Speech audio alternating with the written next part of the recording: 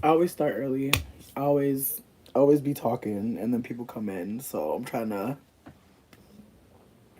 chill. Hey Mina, hope all is well. Yo, tonight was so fucking cute. The baby that I live with, we had a pillow war, and I'm not gonna lie, like she had a spin move. She was getting me, but I like to think that my final move, which was like two pillow, and I picked her up, I threw her in the couch. That right there, that move right there, I think that got me the victory. But she told me tomorrow is on. She told me that there's actually a pillow war. Hey Shay Beauty, how are you? Like, yo, sidebar, do you need me to share your flyer still? Like, I'm sorry for not checking in, but now that I'm seeing you, I'm like, yo, hold up, cause there's somebody else I gotta check in with as well.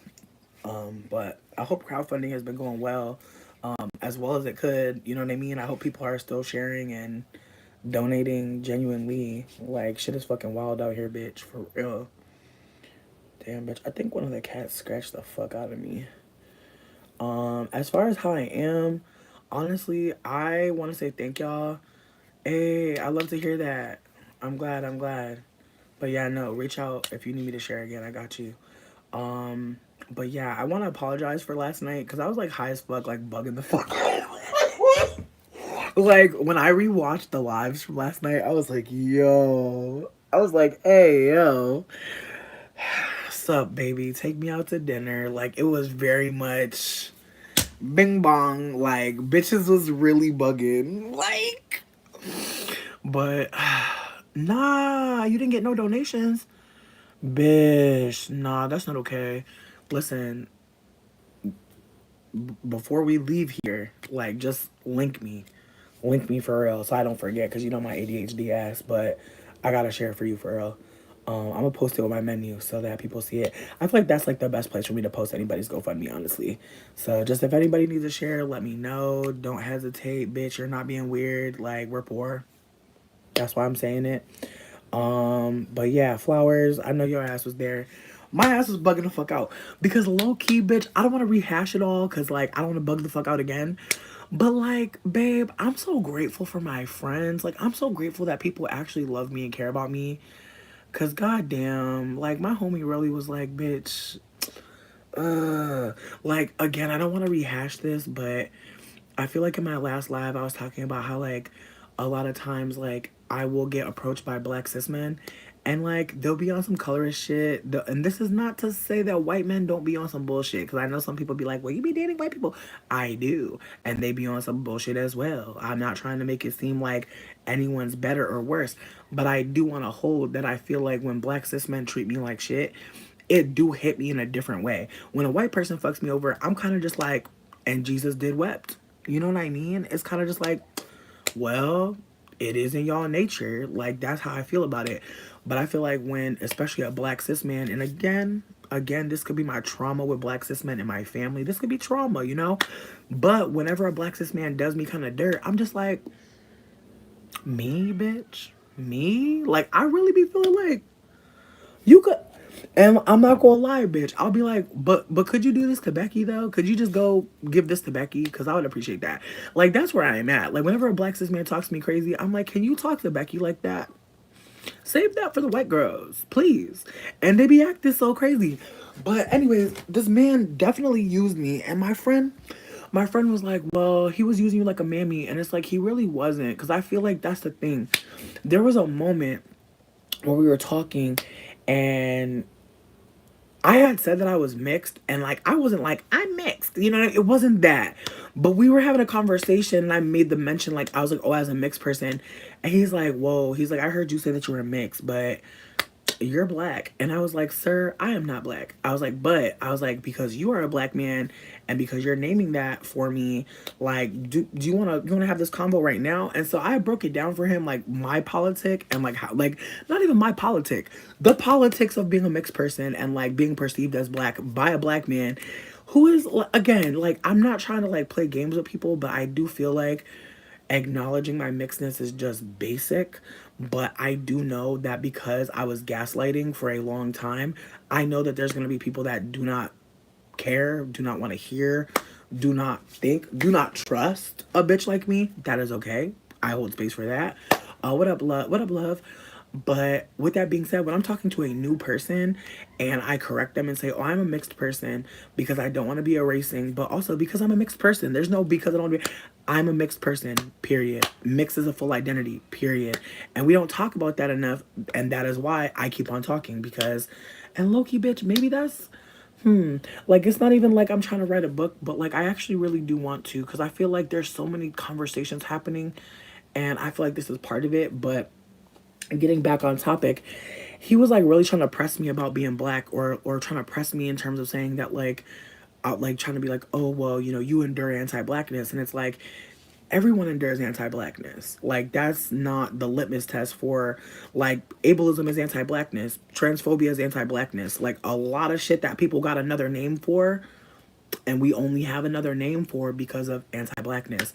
They're not going to call it anti-blackness when you're being when you endure ableism, you are enduring anti-blackness. It is white supremacy colonizer energy to think that people have to act a certain way. And because when white people were looking around and trying to differentiate themselves from black people, they were naming anything they could to differentiate themselves. And between me and you, bitch, I just had a moment, Flowers. I appreciate the encouragement. Thank you so much. I'm listening to House on Mango Street. Bitch, before I get out of here, I'm definitely playing the intro because I'm a cry, bitch. I just feel like this intro really reminded me, like, the stories be living in us. And, like, some of us, the story takes a long time to come together. But no one who looks like you may be showing you that it's possible or the life you're living may not seem important to talk about, but I'm getting off topic, bitch. Anyways, so I'm trying to talk to this man and I'm trying to explain to him like why it's very important that like people aren't flattening identities. And I feel like that was a very important moment because it's like, wow, it's like, okay, so you're seeing me as a black person. And then the things that he did, the ways that he was like weird with me, and it was just like, dang, like it made me really fucking hold that like there are times where, you know, perhaps the familiarity or the desire to be in community with another black person may be what that was. But just like the way he treated me and like kept on trying to tell me like, no, you're black. And then like was treating me so poorly. And like the way he was treating this white woman was completely different. And the way that I know that because he's like talking about it to me. And the ways that like, I don't even think he even considered that before I told him. And so like the reason why I also deleted the fucking lives from yesterday are because like I at first was just like, dang, like not this man told me he was about to like unalive because I told him that he has narcissistic energy and that I don't fuck with him and how he treated me because he did ghost me for a white bitch on some weird shit. Like ghosted me for a white bitch and told me about it and was actually just like living life. And so anyways, the 12-minute fucking message was basically like, oh, I almost killed myself and all this shit. And like, I'm not gonna lie, bitch. At first, I was feeling terrible because I was just like, oh my God, like, and then my friend was like, bitch, this is game. Like, what the fuck? Like, not 12-minute voice note talking about, oh, I almost should died. Like, what the fuck? Like, my friend was like, babe, like, my friend was like, they're trying to triangulate another attack against your fucking mind, bitch. Because why the fuck? If someone's about to kill themselves, sweetie, that has nothing to do with you. Obviously their self-esteem was already somewhere else. Like you disconnecting from them is not why, and them even saying that is more manipulation. And I'm like, bro, but obviously I'm not seeing it that way. I'm seeing it like this person that I thought I was building a friendship with, who I revealed that they may be a narcissist. And then also for him to be like, yeah, I think I may be a vulnerable narcissist. And then the whole 12 minutes, he don't take accountability for none of the shit that he did. Kept telling me that I hurt him and he hurt me. We both hurt each other. I'm like, we didn't hurt each other, bitch. It was you. But it was just like all of that. Like, it was just so wild. And then talking to my friend was just like, bitch, this is evil. Like, this is bizarre. And again, I'm not bringing this up because I like genuinely care about this person.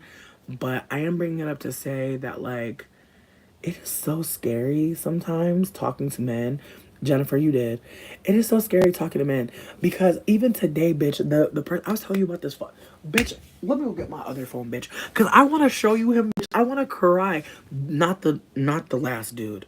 We're no longer talking about Jay ever again. He's dead, and we're only talking about Gabriel because I just want to show you that he's cute, but completely toxic and just not like he not real. But bitch, I want to show you this picture of him, bitch. I'm such a simp, but like he's so cute, but he's so goofy. He might have unmatched me, bitch. I cussed his ass out. Cause I was like, girl, not you trying to invite me to fucking come smoke some weed. Like, girl, that's very disgusting. Like, here's the thing. Yes, I like to smoke weed, but I just feel like, sweetie, you don't even know me. You don't know anything about me, but you want to link up. I'm so sorry. I'm not doing that shit no more. For what? For who? For why? Listen, this the picture that I was like, he's so pretty. I'm crying. I'm crying. Don't judge me, y'all. Don't judge me. But he looks so cute with this little dog, bitch. Don't he look cute, bitch? He just looked like a little summer ting, bitch. Listen. Listen, I'm a sucker for a nice smile, bitch. I'm very basic, but I feel like he cute. Like don't do me. I feel like somebody in here is like, okay, Gabriel. I feel like somebody see it. I feel like somebody see it for him. Somebody. It's okay. It's okay. Anyways, he gonna invite me to smoke or whatever. And at first I'm like, bitch, like, who don't like to smoke? Not the dog is cute. You know what? Thank you, Shay. Listen. Listen. I like even if a man is like being whack, I'm like, I can still see your cuteness, even though you're being whack. But yeah, I basically dragged him. And then, look, I dragged him in mad voice notes. This is what he said to me. See, now look at us having our first fight. Isn't that cute? Ain't no fight, ho. Now he hoping I'm cooking for the holiday. Bitch, he about to get a Slim Jim, ho. I'm about to get him one of them Slim Jim cheese joints. You can get a combo off me, ho. That's it. That's it. And maybe not even that, babe. Like, if any man asks me what I'm doing for the holidays, I'm telling them I'm boiling Georgia Hots. That's all I'm saying. Yeah, I got some Georgia Hots boiling in the crock pot. And just see how he takes it, because I don't know who the fuck is cooking. I don't even... Whew, I just got stressed thinking about it, but... Yeah, no, maybe you're right, bitch. Damn, you're right. You gotta protect your pussy extra hard during the fucking holidays, especially as a fat bitch. Cause I already know, bitch. I already know. Motherfuckers be seeing me. They be like, Big Mama, your arm? And I be like, nah.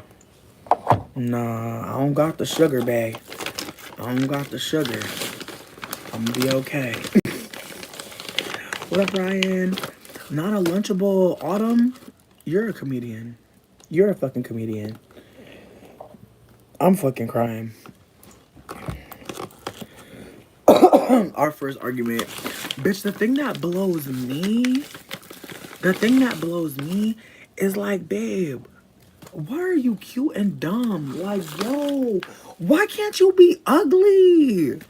Like, I'm sick. It be the cutest dudes doing the goofiest shit. And all the busted ones, I got this one busted one, babe. He stay.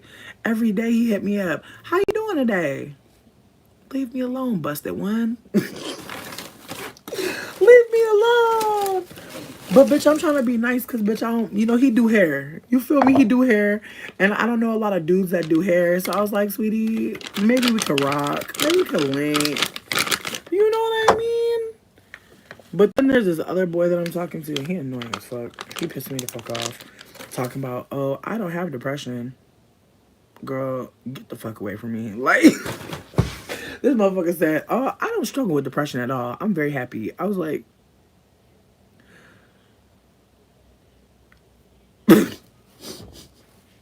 and now, bitch, the gag about that one is I'm like, you know that we're all experiencing anti-blackness, right? Like that literally every oppression is anti-blackness. Do you realize that? This motherfucker was like, huh? What?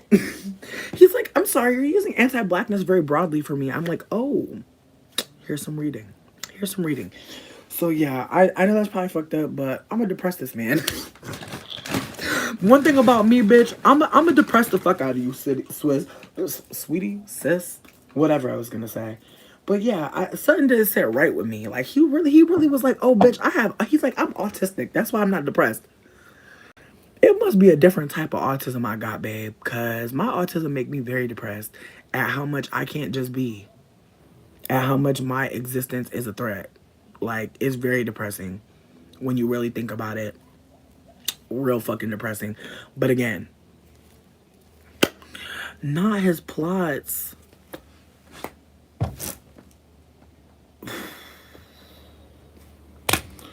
Man,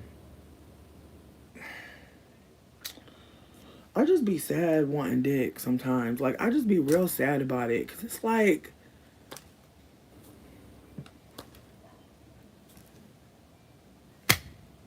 you know? Anyways, where the fuck, bitch? But yeah. Oh, Marie! Hey, baby! But yeah, no, my bestie had just like the sweetest things to say to me about this motherfucker. And I was crying. I live for her. Like, she is just that bitch. I'm fucking dead. I'm at the part where you said, okay. Okay, because for real, bitch, do you want a cookie? Do you want a cookie for doing the work that everyone else is doing while you guys float around on top? This is a man's world. Head ass people like, what? Oh my god. For real. Congratulations that you know what makes you a piece of shit. What are you doing to piece of shit yourself? I'm like, what? It is disappointing and it is disgusting, and it's like, okay, I also understand that you can realize those things and that there's this thing called it's too late, bitch. It's too late. Sometimes it's just too late. You wasn't woke enough. And at the same time, personally, I be feeling like they really need to be brought to rock bottom. Like, their mama gotta die, and nobody has to be around, no friends, no pussy, no nothing, just living in the dark. For them to actually be brought, you know, to a level of desiring to want to change and do that shadow work. Like, they be needing to be brought to the brinks of hell to do any type of work. So that made me feel like, oh boy, really just performing, trying to make you feel, he probably got that you are very empathetic and like, he brings up the suicide thing. Oh no, you're gonna take that very seriously and like try to check yourself as if you did something wrong. Like, he's just trying to play with them heartstrings. Bitch, I promise you, he wasn't a single blade near his wrist.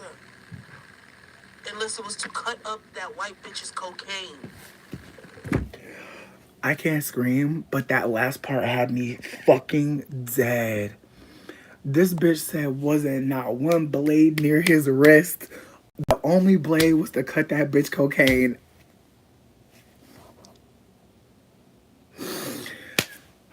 That's my bestie. Bitch, I would have said, bitch, the way I screamed, bitch. I was glad I was outside, sweetie.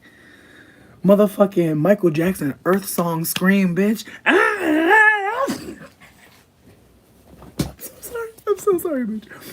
But bitch. And yes, you need to watch Earth Song video, bitch. It's wild, bitch. Like, I'm so sorry, bitch. I don't know how I found it, but Earth Song by Michael Jackson.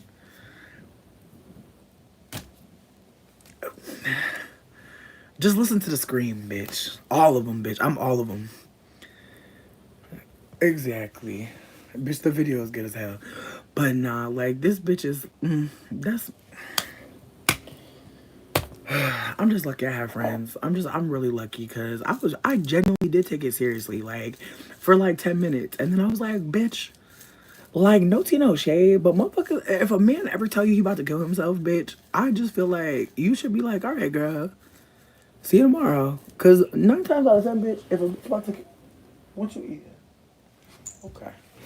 9 times out of 10, if a man that you cut off is telling you that shit, bitch, he is fucking full of shit. But again, in the moment, I'm like, girl,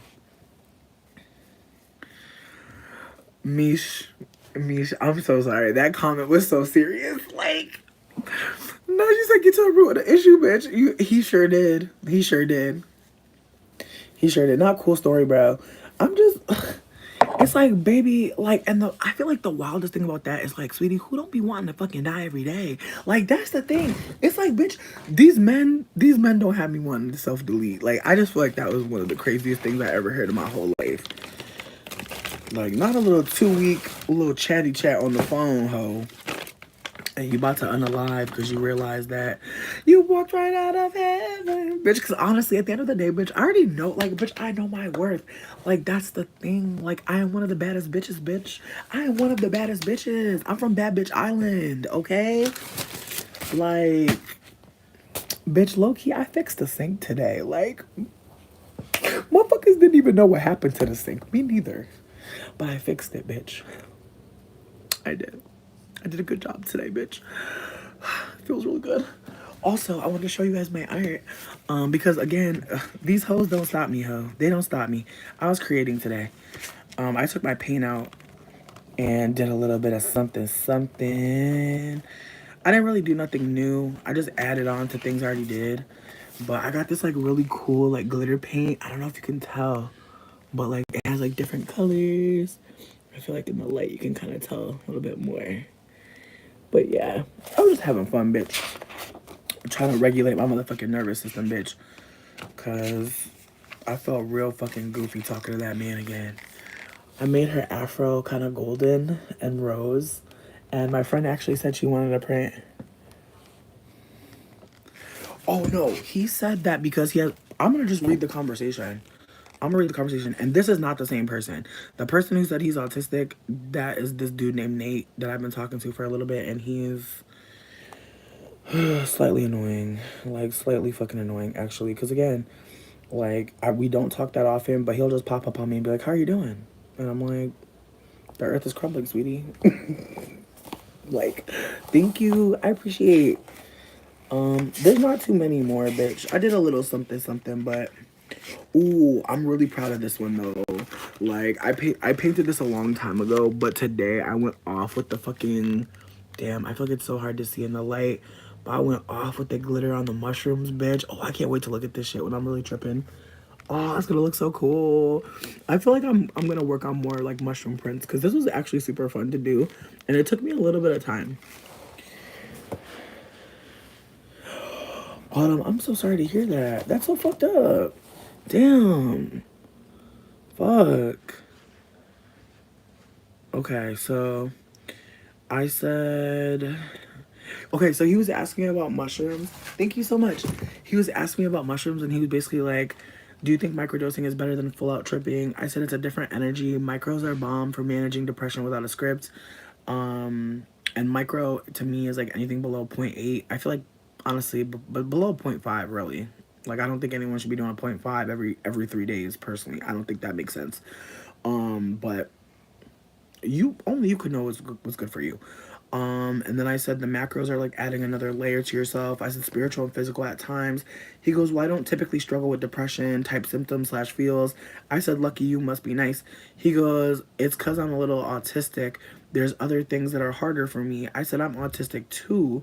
And I don't know how you can be alive and not feel the distress around us and not internalize, but I feel you. And he goes, the tism.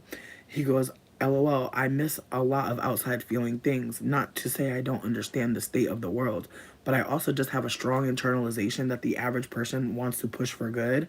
And I think it's important to remember that despite what governments, corporations, or law enforcement do.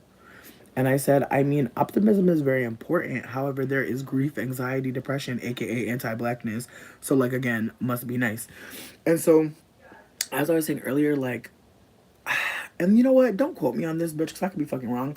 But like genuinely, like I'm not trying to say mental health is not its own thing, but I feel like how is our mental health affected by white supremacy, and are the symptoms we're experiencing like a level of fucking anti-blackness, like anti-black violence? And I feel like people don't want to hold it because I feel like that's like it's very distressing to think, but I think that it's mostly distressing to black people. I think everybody else is just fucking frustrated that like they can't compartmentalize like the oppression that they're experiencing. Like if I as an autistic person am like, oh, like autism is a thing, but ableism is really just anti-blackness, So if I'm holding that, then I can see clearly that a lot of neurodivergent people are people that are not performing as the colonizer wants us to perform. Because that's really the issue, right? Because it's like there's a baseline of quote unquote normal, healthy,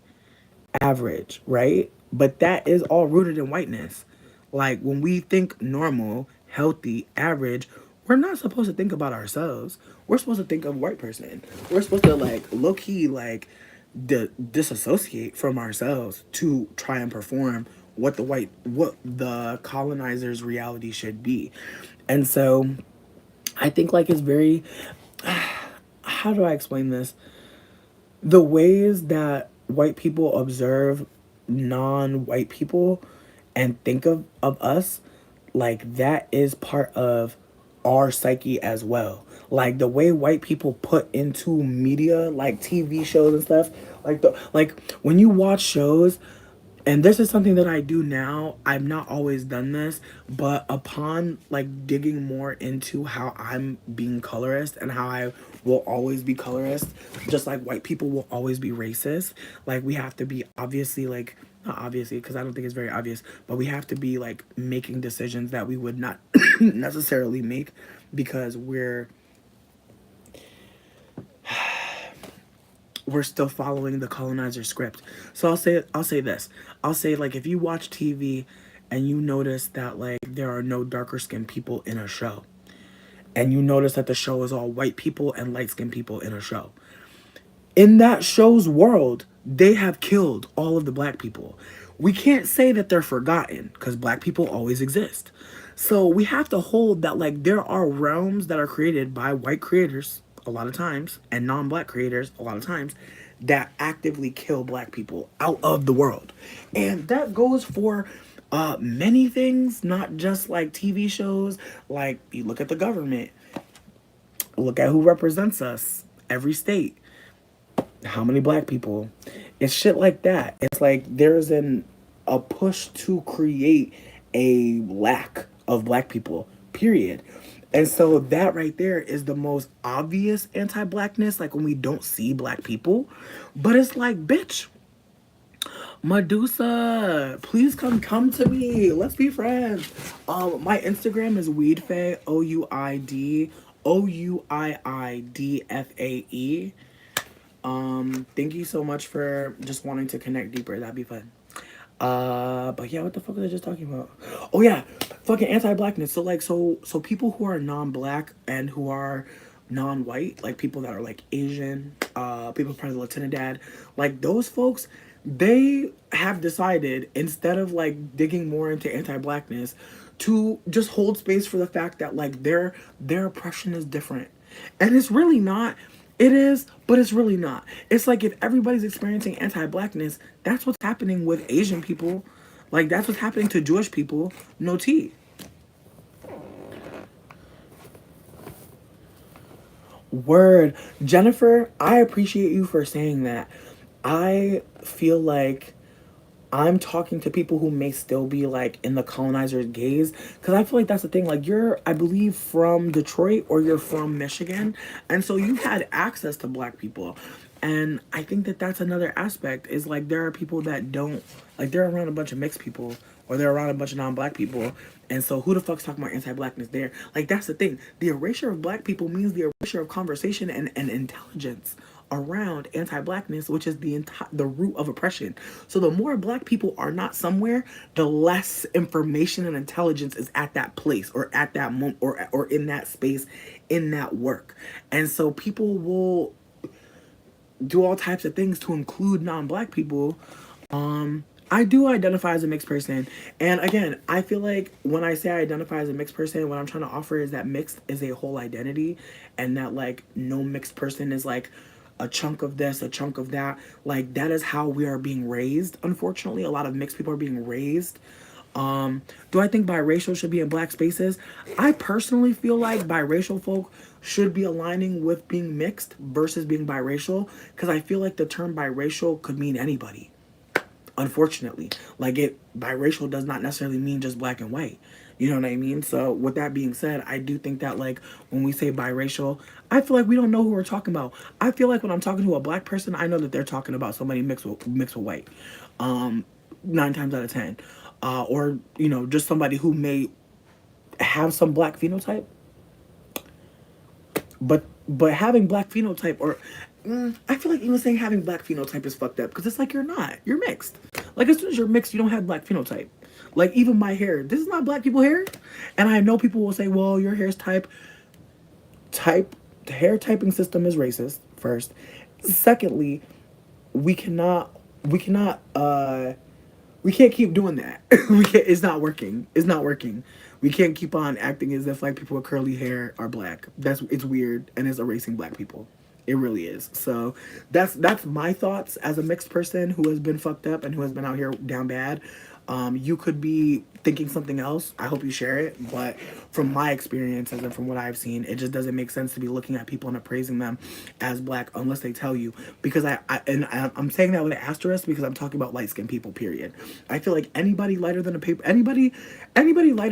bag, anybody the color of a paper bag, you know, feel free to ask. I feel like it makes sense.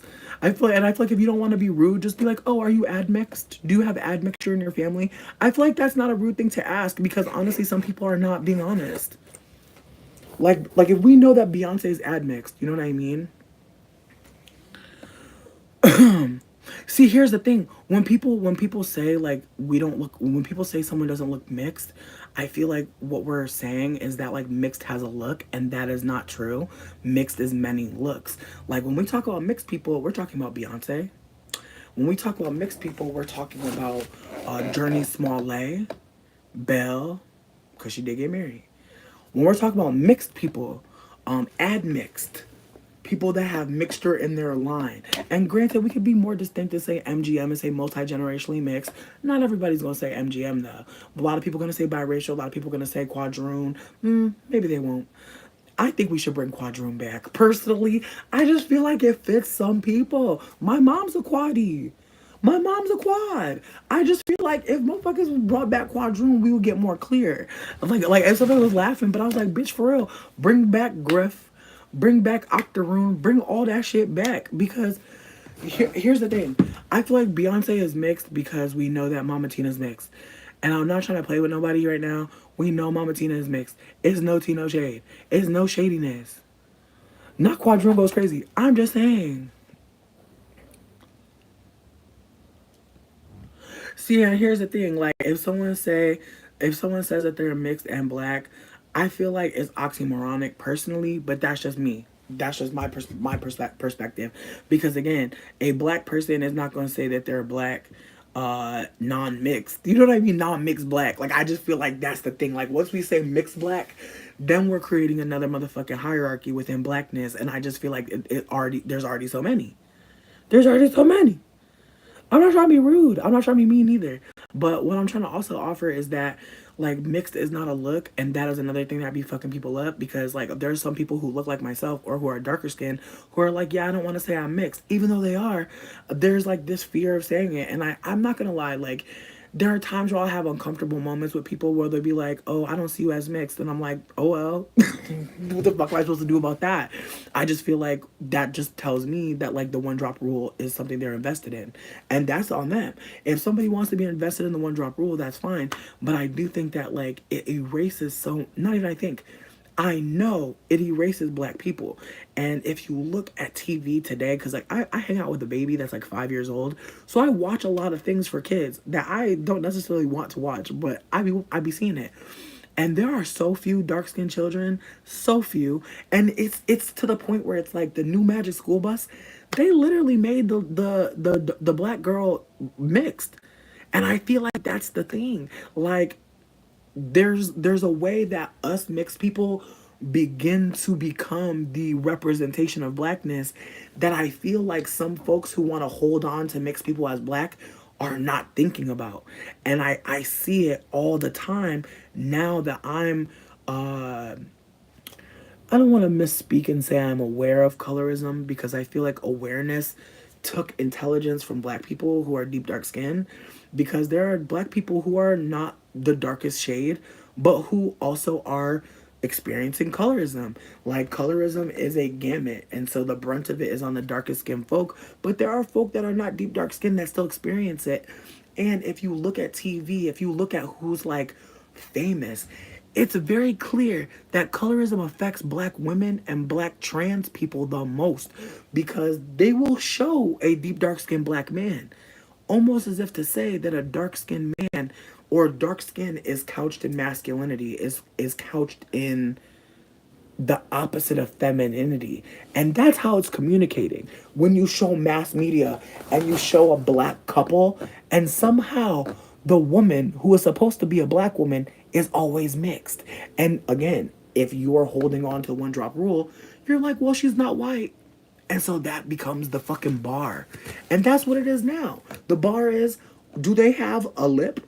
Do they have a curl? Is their skin darker than milk? That's what it is. I'm not trying to be shitty. I'm just saying, like, if we as lighter skinned people are not holding that as like a reality, that like we have to not just see that shit, but also ask, hey, why are there no dark skinned people? Because that's the reality. Is like, once you hear that you are a part of like a privileged group, it's important to be bringing the things you heard to the other motherfucking colonized people that you're around. Because, like, as a lighter skinned person, there's gonna always be white people that find my ass. That's just the reality. Like, by having white ancestry, bitch, by being socialized in a white society, not being around black folks in a particular way, like having a lot of white friends, being in the system, like, there's lots of ways that I was going to always be kind of put into the colonizers' crosshairs and be told to perform.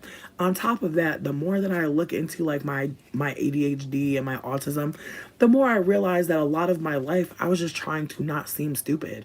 And I say stupid with a big ass asterisk, because stupid isn't a real thing. But just like the fear of being thought of as unintelligent, when again we're talking about anti-blackness.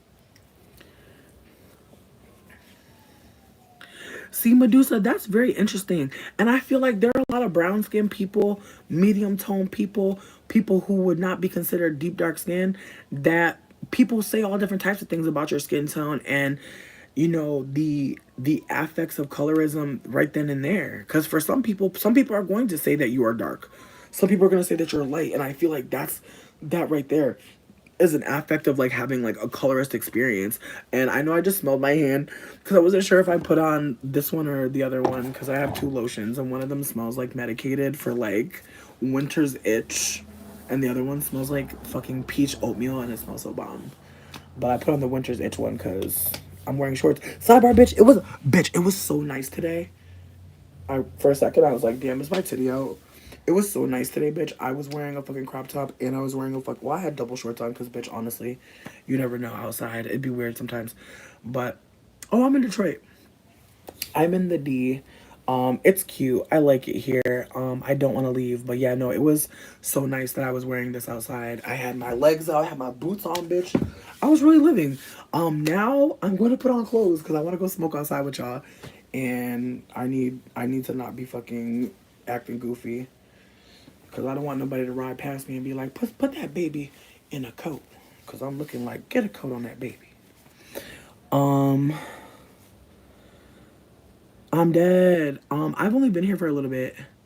Y'all are so sweet. Oh, you're smoking, bitch. What we smoking on? What we smoking on? What's the weed of the day?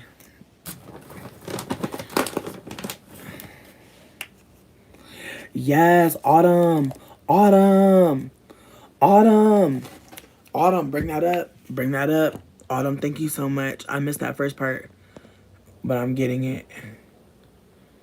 No, we ain't using the terms of the slavers.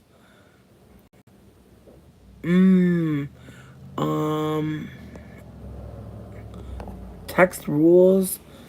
It's like there was this energy to blend the group into unity. This idea that there's strength in the dissolution of her mix being all colors, but then, oh, word. Yeah, then you end up with colorism. Thank you, bish. These boots are hurting my damn feet. A hybrid from the dispensary. Okay, dispensary girl. And downplay the sexual exploitation that we endure. That part, that fucking part. Thank you again, Autumn. Just know that when the live gets some money, I definitely want to send some coin to you. Cause you're a lot of y'all. Honestly, y'all be pouring in. Am I going to any Friendsgivings? Honestly, I was trying to organize one, but there's a fucking bonfire coming up on the 18th. I feel like that's what I'm gonna focus on. In terms of like trying to see if anybody want to do something. Um, I'm hoping bad as hell. Uh, that like I don't know. I can network at this bonfire. I don't know if anybody's in Detroit and like queer as fuck, but if you are, there's a bonfire on Saturday night, and I don't know. Like all my friends are poor as fuck, but I'm hoping that we can like figure something out. Cause I don't know. I can't even believe. Can you believe Thanksgiving is next week? Like, doesn't that seem fake? Like that shit don't even seem real. Ah, but no. I wanted to go back to what I was saying. Like, being a mixed person. Like, I'm not trying to be doing too much because again, the mixed identity is bigger than like what people are talking about at times because again mixed is seen as only like biracial whereas there are so many different mixed experiences and again I know that there are people that will see Beyonce as a black person but one thing I want to stress is that like no black person is counting up all the black people in their family to make a whole black person. Mama Tina's parents we know are not two black people. It's okay. It's not the worst thing in the world.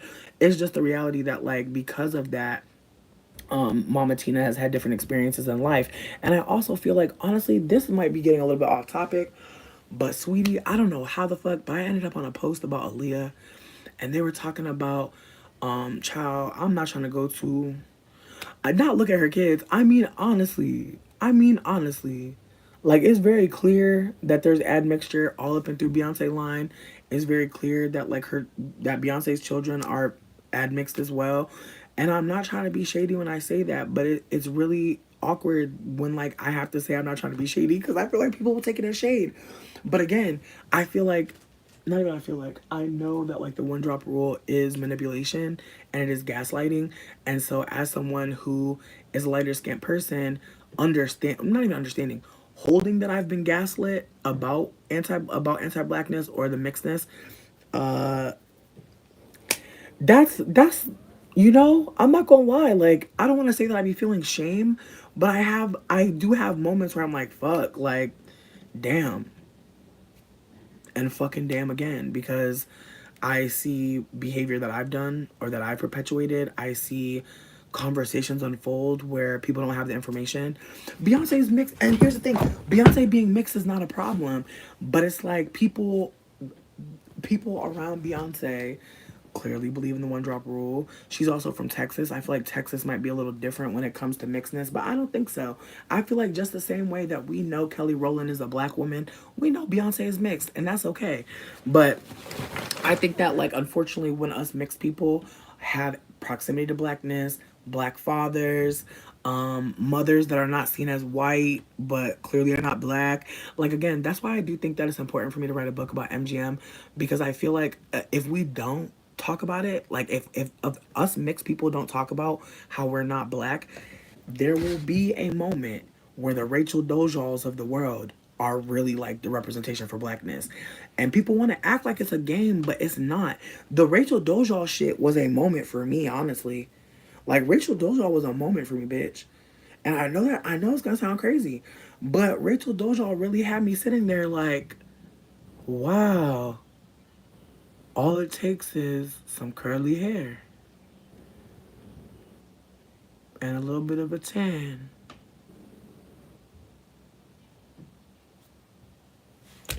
And motherfuckers want to act like, how did they not know?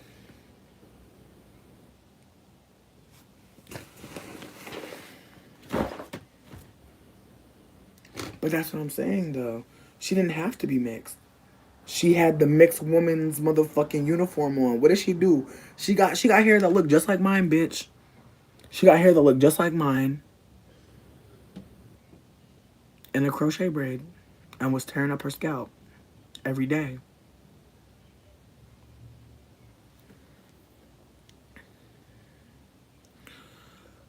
Rachel bitch, she still Babe, Rachel's still out here and she's still creating content. I don't know if anybody follows her still, but she be doing braiding tutorials, y'all. Like she really think that she's that girl. Not Alicia Keys, bitch. I'm dying. I mean, here's the thing. Alicia Keys is a mixed person for sure. Alicia is definitely a mixed person, but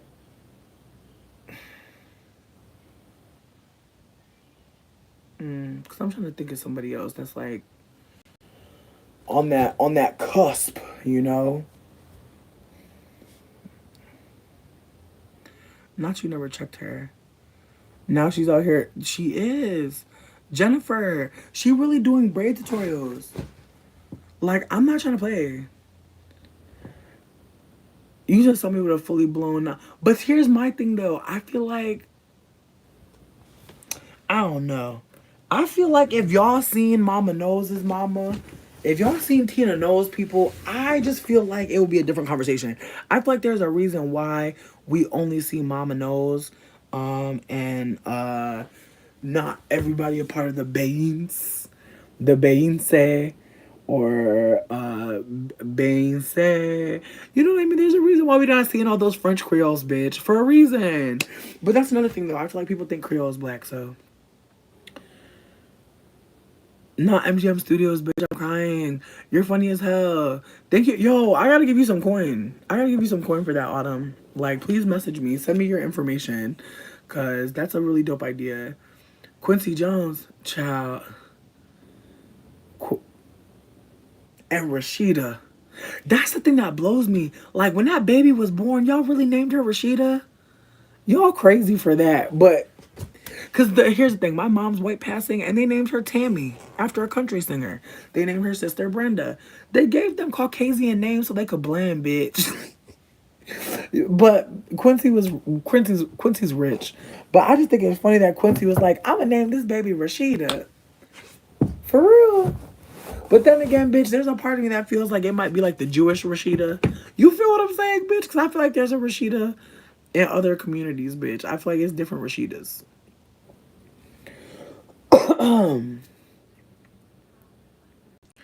Not no shit, not no edges. But see, that's the thing though. Would Rashida Jones call herself black? No. Rest in peace, Kidiata. But Kidiata is still a mixed person. But that's the other part is like people will look at Rashida and be like Rashida's the white one, but she's not. She's the mixed one. But Rashida don't be talking about her mixedness. And to be honest, I feel like Rashida about to probably keep the line white. Let's be honest. You know. Like I was surprised Mariah Carey fucked with Nick Cannon. I was very surprised. I was like Moroccan and Monroe. Okay. Alright. I just feel like she thought those kids was gonna come out motherfucking light skinned. Is Kidiata dead? Is she not dead? I thought she had died with Tupac. Not together. Not together. But drag me if I'm wrong as fuck if she's still alive, bitch. I thought she had passed. I thought she had passed on. She's still with us? We have Rashida Tlaib. Exactly. It's some other Rashidas. Not all his kids kept the line white. I'm just saying, bitch. And it's no shade. Like, if that's what you want to do. But yeah, no, I was genuine. Oh, she's still alive. Well, thank you for telling me. Wow, I feel terrible. Oh, Sonata. Hey, bitch. It's been a minute.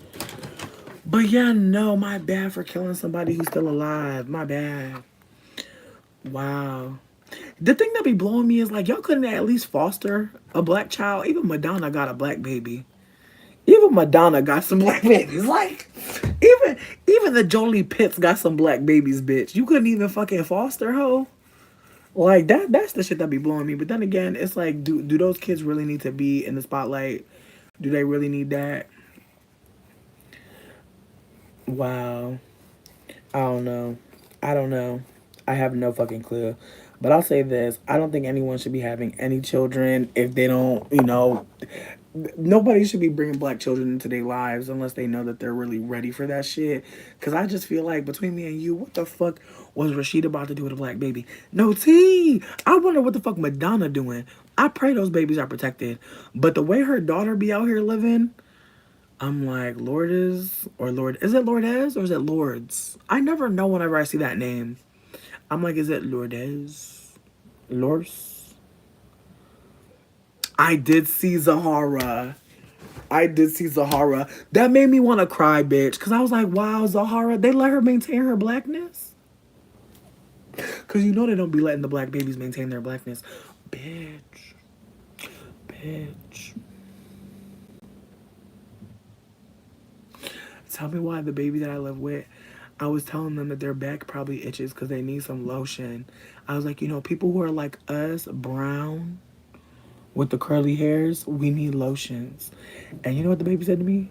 She said, I'm blonde. She said, I'm blonde skinned. I was like, oh, baby, you brown. She goes, I'm blonde. And I was like, all right. So she thinks she a blondie brownie right now. And I'm here for her, but you know, that did hurt me a little bit. I was like, oh, little brown baby. Oh, they said they not brown. Mm.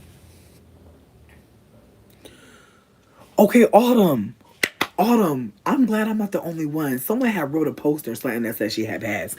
I just feel like all the pictures of Kirata are old as fuck. I feel like I've not seen no new picture of her. That's why I think she dead. Because I swear I only see an old picture of her with the box braids with Tupac. And I'm like, rest in peace, girl. You know? But no, I did. Like, I was shook. I was like, well, your skin is golden. They were like, it's blonde. And I was like, okay. Right. They said,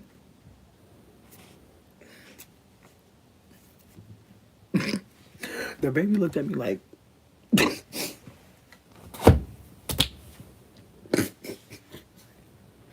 but no tea, no shade, bitch. Like the baby low key a quad. So I'm kind of sitting here like, you are brown, but you are a quad, you know. But the brown came, the melanin punched through. But I feel like it's because my friend is a white Mexican. And so they be joking, being like, "Oh, bitch, my Mexican ancestors be coming through with my baby." I'm like, it's true, it's true.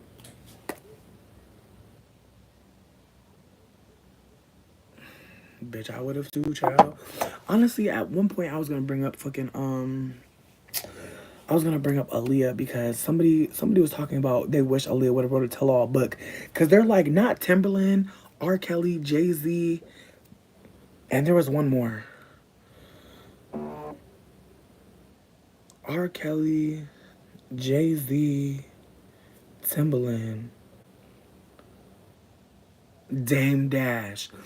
Like somebody was basically like, "Oh, if she would have wrote a tell-all book, that would have been crazy." I'm like, to be honest with you, like, and this is just my perspective. I'm a random bitch on the internet. Don't listen to me, but I'm just like, all the men that were around her were juggernauts in the industry, were they not? The kind of men that, in my honest opinion, were moving in a very weird way with a girl who was a minor. And so, in retrospect, I am very disturbed. But I feel like this only came up because, okay, Timbaland had made some remark about Britney. And I'm not trying to be shitty when I say this, but you know what? Because here's the thing. I was talking to somebody about Britney and the knives and the dancing, and I was just kind of like, that shit is scary. But they were like, okay, they were like, but now think about how Britney grew up being watched, being under lock and key, like her inner teenager probably coming out, like her inner 20 something, like there's so many ages where she wasn't free.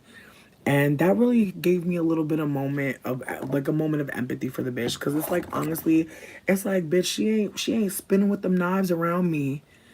And if people are in danger, they're gonna call the cops. Like, let's just be clear. I just don't think that, like, I don't know. I listen, this is probably the wildest take I got, but let Britney dance with them damn knives. Like, let the bitch do her little spin moves, dog, and go. Like, let her live, cause for real, like, I just don't even understand. And I know none of y'all really care too much about this shit, but I feel like with Timbaland talking about Britney needs a muzzle, then people start dragging Timbaland. They was like, bitch, weren't you fucking with an underage Aaliyah? I was like, ooh, Timbaland. You might want to get dead now, child. Like Timbaland might get dead, cause woo. But yeah, no, I still think it was weird. She said they were prop knives, but we saw cuts on her, so that's why I was just kind of like. But I do think that she's harmless. I feel like she just living her white lady life. You know what I mean? Like, finally able to do whatever she want to do. And that dude she was with, I do think he was shady. I do think he was shady, and I'm glad she didn't marry him. I'm glad that she was just dating his ass and then got away from him because it never sat right with me. I'm like, baby, you sitting up over there while she in jail. So she under conservatorship and you're just with her in that? Okay. I appreciate you. But yeah.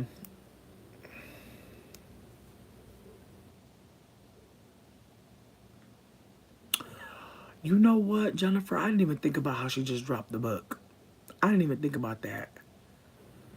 I mean, it's a couple people's books that I would want to read. Like, to be real with you, and this is my own little conspiracy. I feel like Jay-Z is actually like a predator, like big time. And I feel like that's why he keeps Beyonce with him. Because I personally feel like Beyonce probably seen a lot of shit. And I feel like that's the other part of this. My conspiracy take is that I just genuinely believe that Jay-Z has a lot more power than we'll ever fucking know. And I think people see him and her together and like that gives him more. But I genuinely believe that like at some point, oh, absolutely. I really do but think Beyonce is protecting Jay-Z. Like Jay-Z, like bitch, if Jay-Z and Beyonce ever broke up,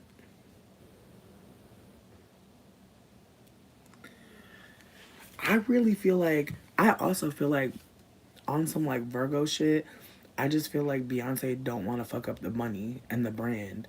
Like if she ever broke silence about him, it would affect her a lot.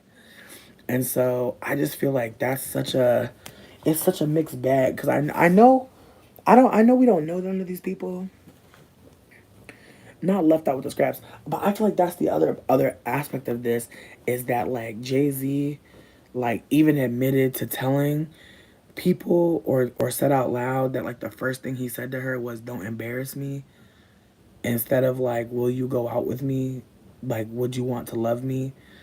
So I just feel like from the beginning he always saw himself as more important than her, but he saw her importance. That's the thing about being that's the narcissistic take for me on this is that he wanted her to know like don't embarrass me out here. Don't have me looking stupid out here. But it's like, sweetie, you have her looking stupid out here. Like you're projecting on her so much. There's a part of me that's like, I hope Beyonce sees it one day, but who knows? But him being from New York isn't just the only thing. Like if you tell your partner who's significantly younger than you not to embarrass you, that's grooming. Period. He is goofy and he's also a Sagittarius, so he's like a whore. No shade. As a Sag moon, let's be honest. I got a Sag Mars too, bitch. So I already know what time it is. So yeah, I feel bad for Beyonce slightly. Not Bluetooth. Mm. But that's the thing. I feel like Krishan just got like a fighting allegation at Tamar's fucking bitch. You know I be reading Lipstick Alley, bitch. I be on that first page like, okay, what's happening in the world? Okay. Oh, Krishan fighting and beating people up. That's fucked up. Krishan done beat up the Patty's Pie boy. I'm sorry for saying it like that, but that's how I know him, and that's probably how y'all know him. Somebody else may know him as James Wright. I think there's a middle name. I'm fucking it up. I'm so sorry. But yeah, she beat up the Patty's Pie boy. Sagittarius is hoes. Just know that. No, I haven't seen her harm anyone. I'm crying, bitch. Now listen, do we fuck with the Patty's Pie boy or no? If we don't fuck with Patty's Pie, sir, that's okay. I don't know him. But I don't believe those pies were good. I don't believe it. Me personally, I don't trust store bought sweet potato pie. I don't. There's no need to. There's no need to trust that. I have the recipes. I know how to make a sweet potato pie. I'll never need to buy one from a store. Shout out to Patty though. I'm glad she's getting her coin. He do seem sweet. Not you only know him for the pies. I'm not trying to be funny, bitch. But I'm being so serious. Like when I read that, I was like, what he had what I was like, what could have even happened in that situation to where you beating up somebody who just be eating pie? Like, not too much nutmeg. How you go off with the nutmeg? I've never heard of that. That is so funny.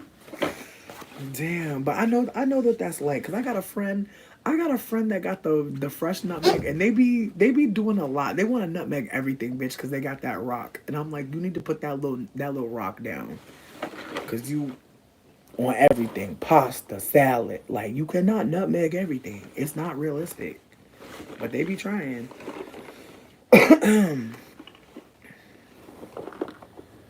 Yeah.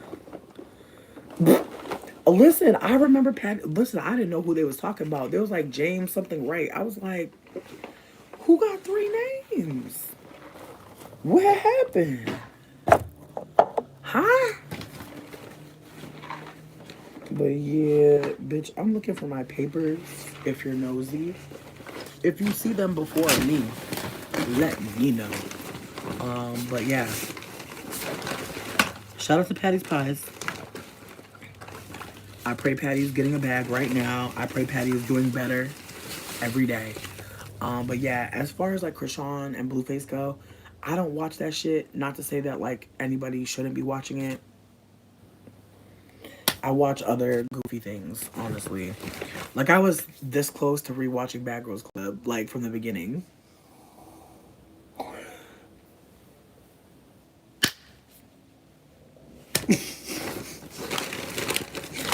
And I just feel like I'm not alone. I feel like it's other people out here that's trying to watch Bad Girls Club from the beginning. You know what? Me too, bitch, because Marie Callender's crust is nasty to me. Like, I got a crust right now in the fridge.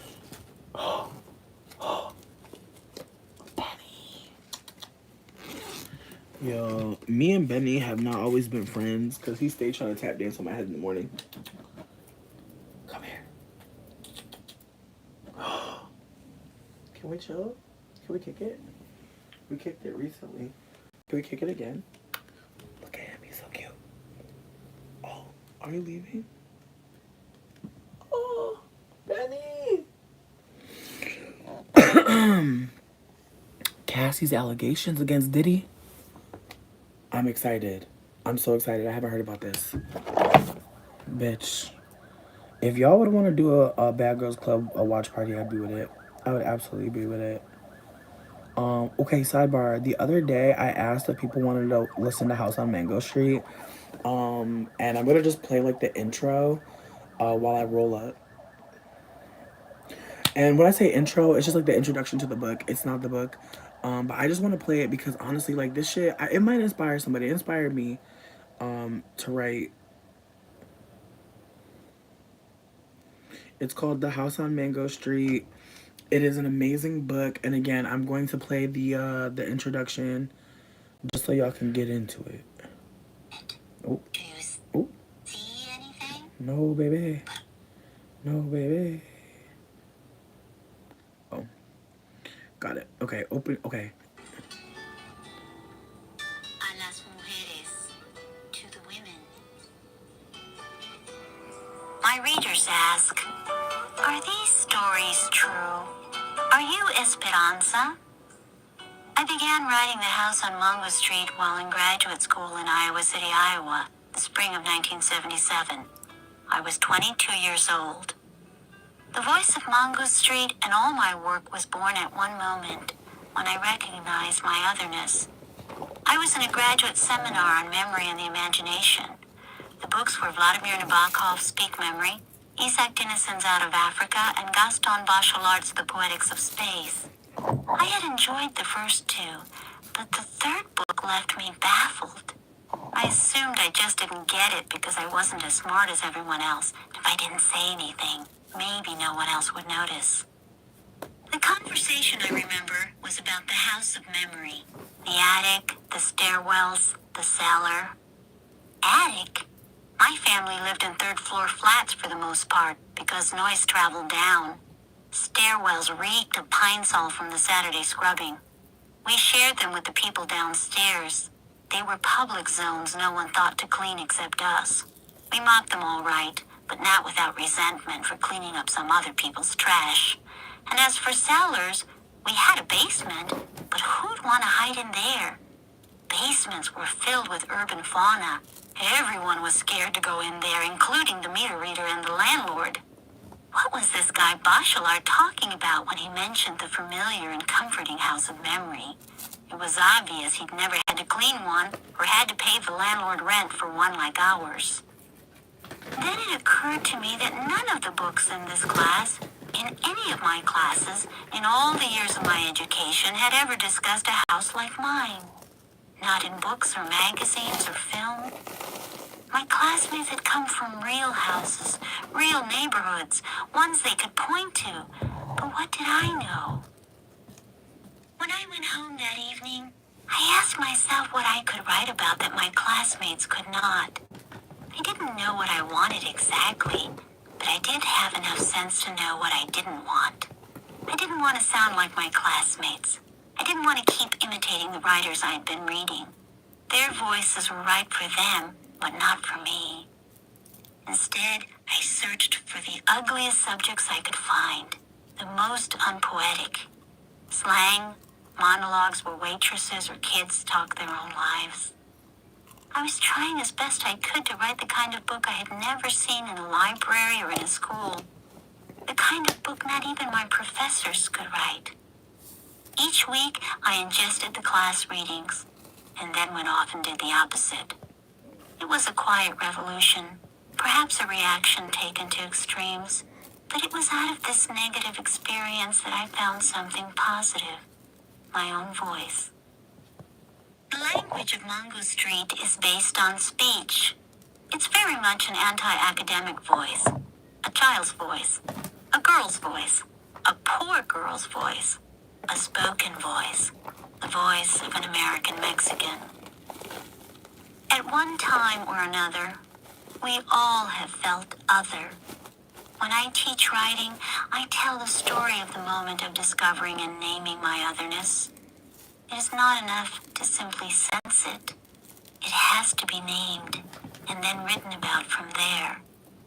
Once I could name it, I ceased being ashamed and silent.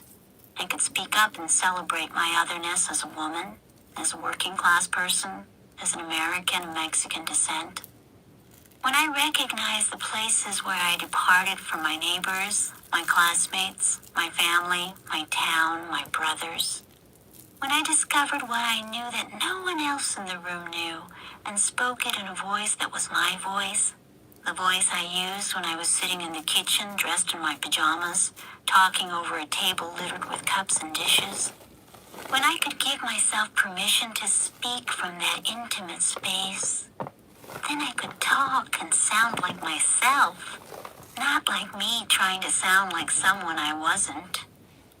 Then I could speak, shout, laugh from a place that was uniquely mine, that was no one else's in the history of the universe, that would never be anyone else's, ever. I wrote these stories that way, guided by my heart and by my ear. I was writing a novel and didn't know I was writing a novel. If I had, I probably couldn't have done it.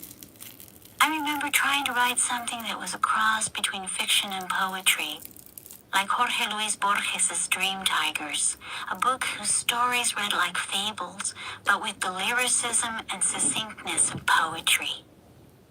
I knew I wanted to tell a story made up of a series of stories that would make sense if read alone, or that could be read all together to tell one big story, each story contributing to the whole, like beads in a necklace. I hadn't seen a book like this before. After finishing my book, I would discover these novels later. Gwendolyn Brooks' Maud Martha, Nelly Campobello's Cartucho, Emilio Hebreu Gómez's Canek, Tomás Rivera's Y no se lo tragó la tierra. I finished writing my book in November 1982, miles from the Iowa cornfields. I had traveled a great distance from the book's inception, both physically and mentally. And in the meantime, lots of things had happened to me. I had taught Latino high school dropouts and consul Latina students. Because I often felt helpless as a teacher and counselor to alter their lives, their stories began to surface in my memoir. Then, Mango Street ceased to be my story.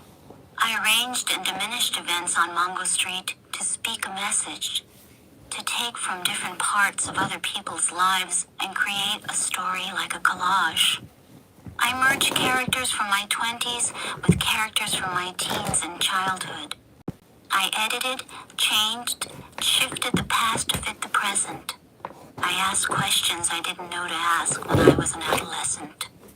But best of all, writing in a younger voice allowed me to name that thing without a name, that shame of being poor, of being female, of being not quite good enough, and examine where it had come from and why, so I could exchange shame for celebration. I've never heard of them. I had never been trained to think of poems or stories as something that could change someone's life. I had been trained to think about where a line ended or how best to work in a metaphor. It was always the how and not the what we talked about in class. Even while I was teaching in the Chicano community, the two halves of my life were at odds with each other. The half that wanted to roll up my sleeves and do something for the community, and the half that wanted to retreat to my kitchen and write.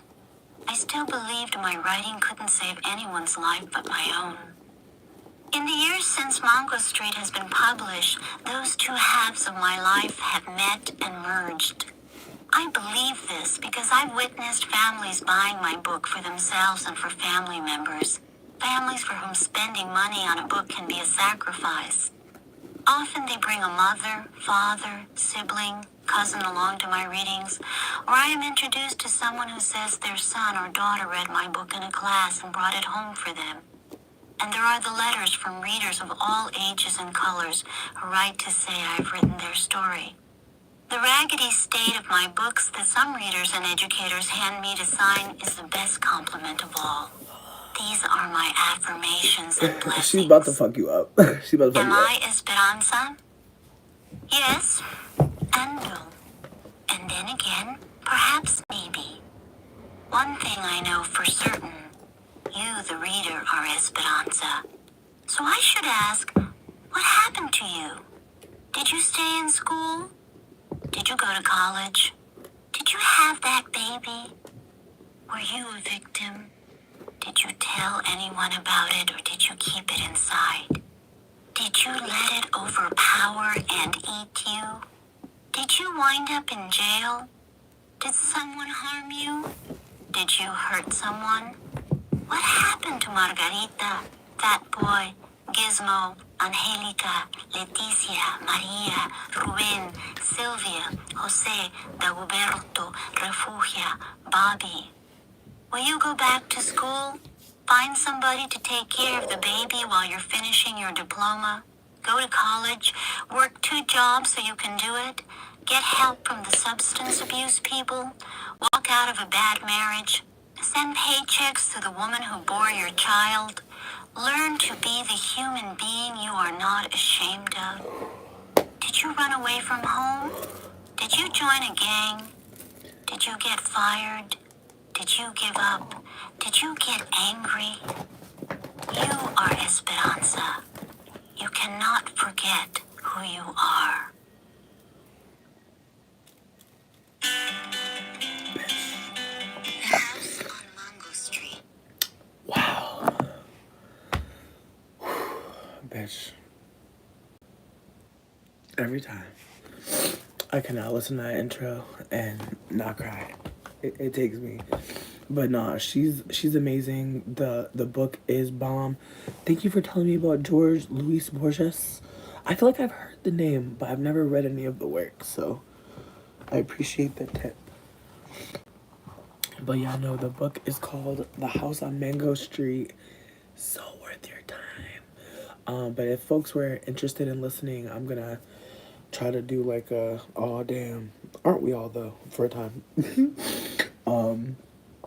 But yeah, my plan is to like listen to a chapter and just sit with it, cuz like as they were saying in the introduction, the entire book is written from the perspective of a poor girl.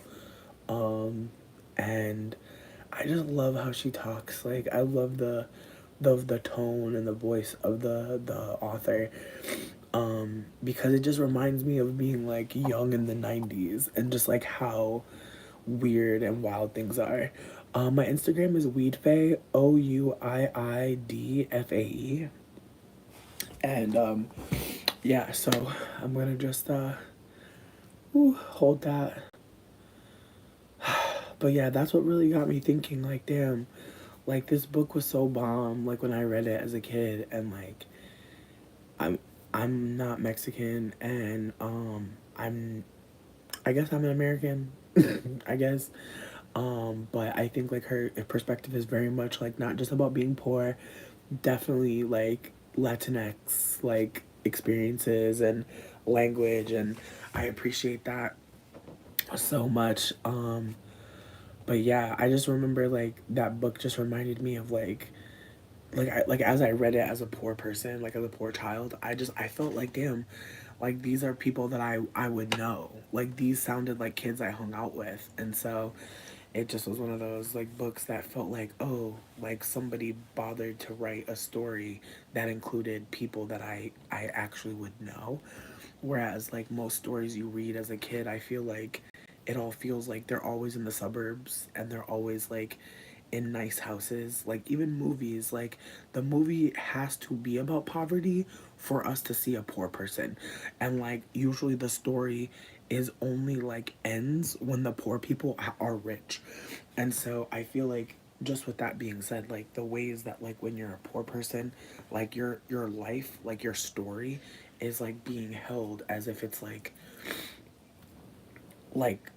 a problem to solve. So I think like her talking about her life, and then also she talks about just wanting to like not be poor no more. And I feel like when you're a poor kid, like that's a very real thing to be feeling.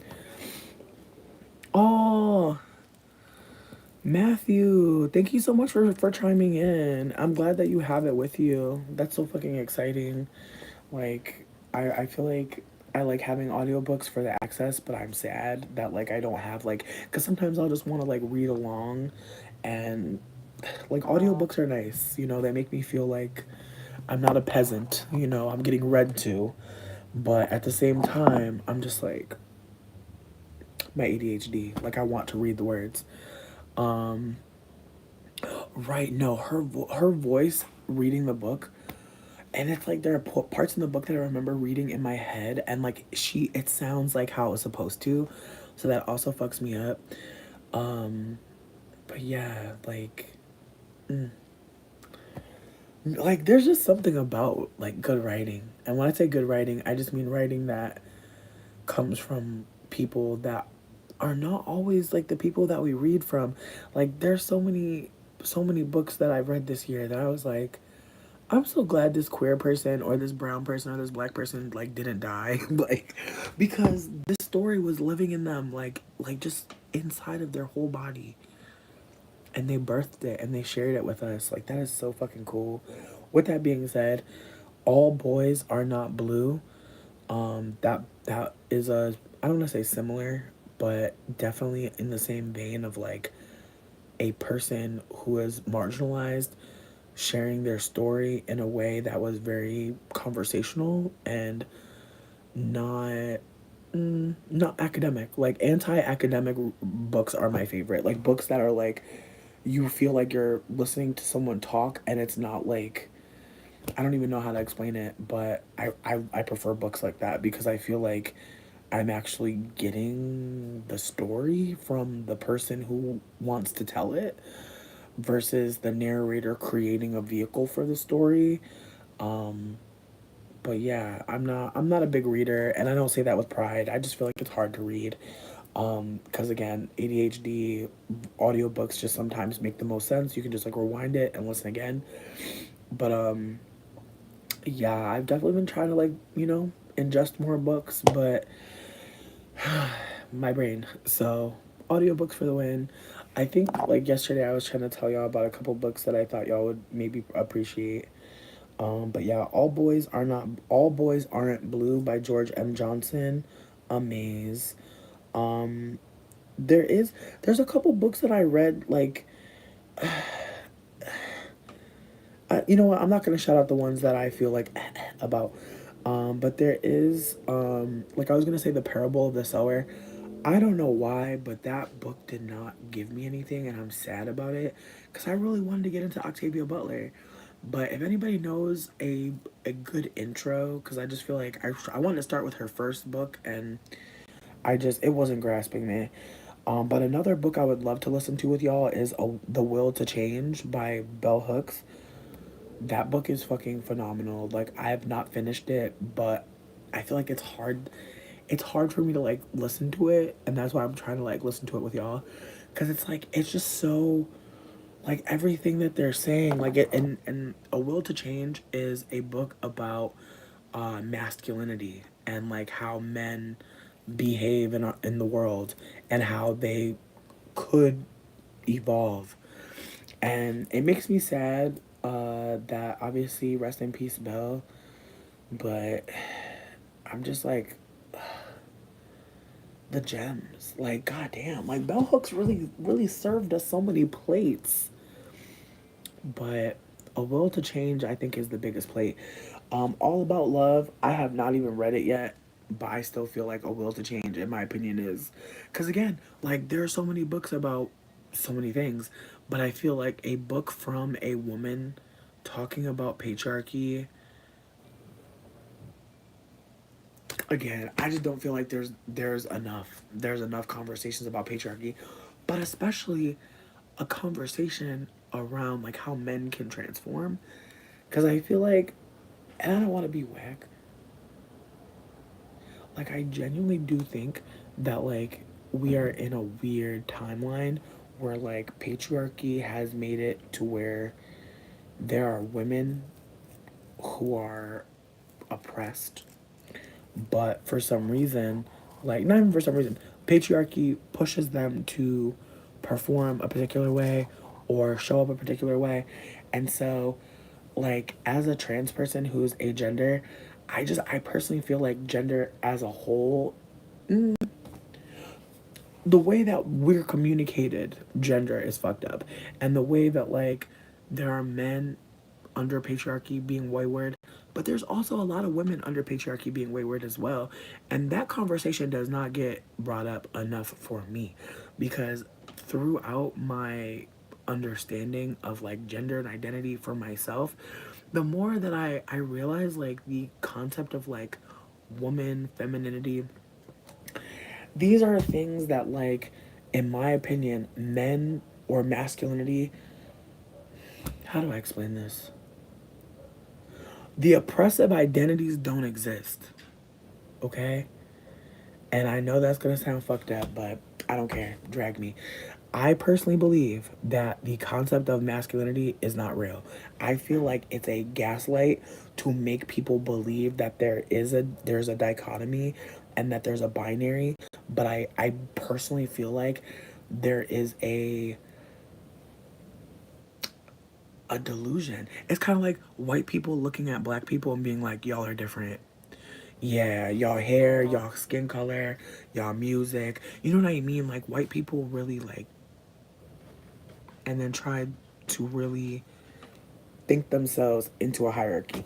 And so that's where I'm at. I know that some people will not agree, but I genuinely don't believe that whiteness exists. It's not a real thing, but they believe it. And that's what makes it dangerous for the rest of us. They believe it. And them believing it means that they put it in your face, they push it out. And so then you're sitting here like, okay. And so that's why I'm just sitting here like, But again, these are things that I've just been sitting with, and these are things I couldn't possibly know without listening to people. I've listened to so many people communicate about anti-blackness, so many people's names that I'll never be able to share with you, so many people's first names that I have that are probably not even their real name, because maybe they couldn't even fucking really say this shit just on the high key. But there's a delusion there. And I think with sitting with that, it's like, damn, the things that we're taught to hate or diminish are the things that not things, but the aspects of life that we're taught are like other, not good. Like those are the things that the colonizer measures themselves against. Autumn, exactly. Exactly. And it's very scary. It's very scary when you think about what we're fighting against. Well, what like earlier today I saw a bunch of men and I was like carrying a bunch of stuff and I was thinking about how like maybe those men will be like, oh, look at this girl like doing all this stuff, because like there were a bunch of women that I was with that were all like doing a lot of physical labor, and there were probably like 15 men that were like supposed to be like fixing a sidewalk, but it doesn't take 15 men to like do a sidewalk. So there was a bunch of men there that were not necessary to the project. And in the end, it was like one person like finishing it up. And it was just really funny how like the three of us were all doing like all this strenuous labor. Like we all were like autonomous. And then all these men are there to do a job and they're just staring at us while they like, again, like they're leaning against their trucks and like just like the performance of masculinity and how like we're supposed to see men as like Gaston, we can do it, we can fix it, we can do anything. And it's just like how much that is just a performance, how like there are men that will like perform like they can't be hurt, like something will like hit a man and he'll be like, that didn't bother me. And it's like, but what if he really is hurt? You know what I mean? Like there's times where I just look at men and I'm just like, do you have to perform this for the rest of your life? Is this something you'll just stop one day? Yes, yo, yes, needy K1, yes, yes, absolutely. Also, I love that you brought up Misfits. I love that show. It's so good. I'm dead. But yeah, no, I'm just sidebar. This is like unrelated to everything, but I just thought about it because people were saying things um about feminine. Um there's this website. You're gonna type in your sign. So if you're a Scorpio, you type in scorpiozodiac.net, okay? And then when you get there, you're gonna scroll a little bit until you get to where it says your sign name and then degrees. And then you're going to skip the ad, but they will tell you, well, this doesn't help you, bitch, you can't see anything, but they will tell you about the different degrees in your sign, and that way you can get some affirmations. So if anybody knows like what degree their sun sign is in, let me know. If anybody knows what degree their Venus sign is, I will give you an affirmation right now. I'm only gonna do it for one person, so if anybody has their degree head handy and ready, let me know. But these affirmations be giving so much. I low-key want to share my Venus one because that one, it's Aquarius in the fifth degree, baby. It's so worth your time. I'm obsessed. That episode was fucking very scary, but I loved it. That episode was cool. So yeah, like I said, I'm an Aquarius in the fifth degree of my Venus, which means like my love energy, like how I love people. But get into this though, like this one kind of fucked me up. Um, okay, Aquarius fifth degree, humans worshiping an obese nature goddess. Okay. The feminine is the most ancient and the most futuristic of source energies. It is far back and near forward, either or both ways. In source wisdoms or an awakening vision, you cleave to the mother for inspiration, guidance, and sustenance. Your whole heart and soul are given over to the lineage of those who know and serve the goddess. An evolutionary return on the next spiral to a fresh individual discovery of just how to follow the divine feminine within earth expression, moving into innovations, breakthroughs, epiphanies, living for these, and in the stream of a whole new world coming into being right in the center of what is vital and pivotal and must come out. You feel synchronized with the collective, riding the crest of the wave, knowing and remembering what living in the earth is truly all about. Bitch, that is so me. Like, that is so me. I also feel like it sounds gay and it also sounds polyamorous as fuck. But you're gonna type in your sign, and this is for any sign, all because like your birth chart has many different signs in it, usually, different degrees.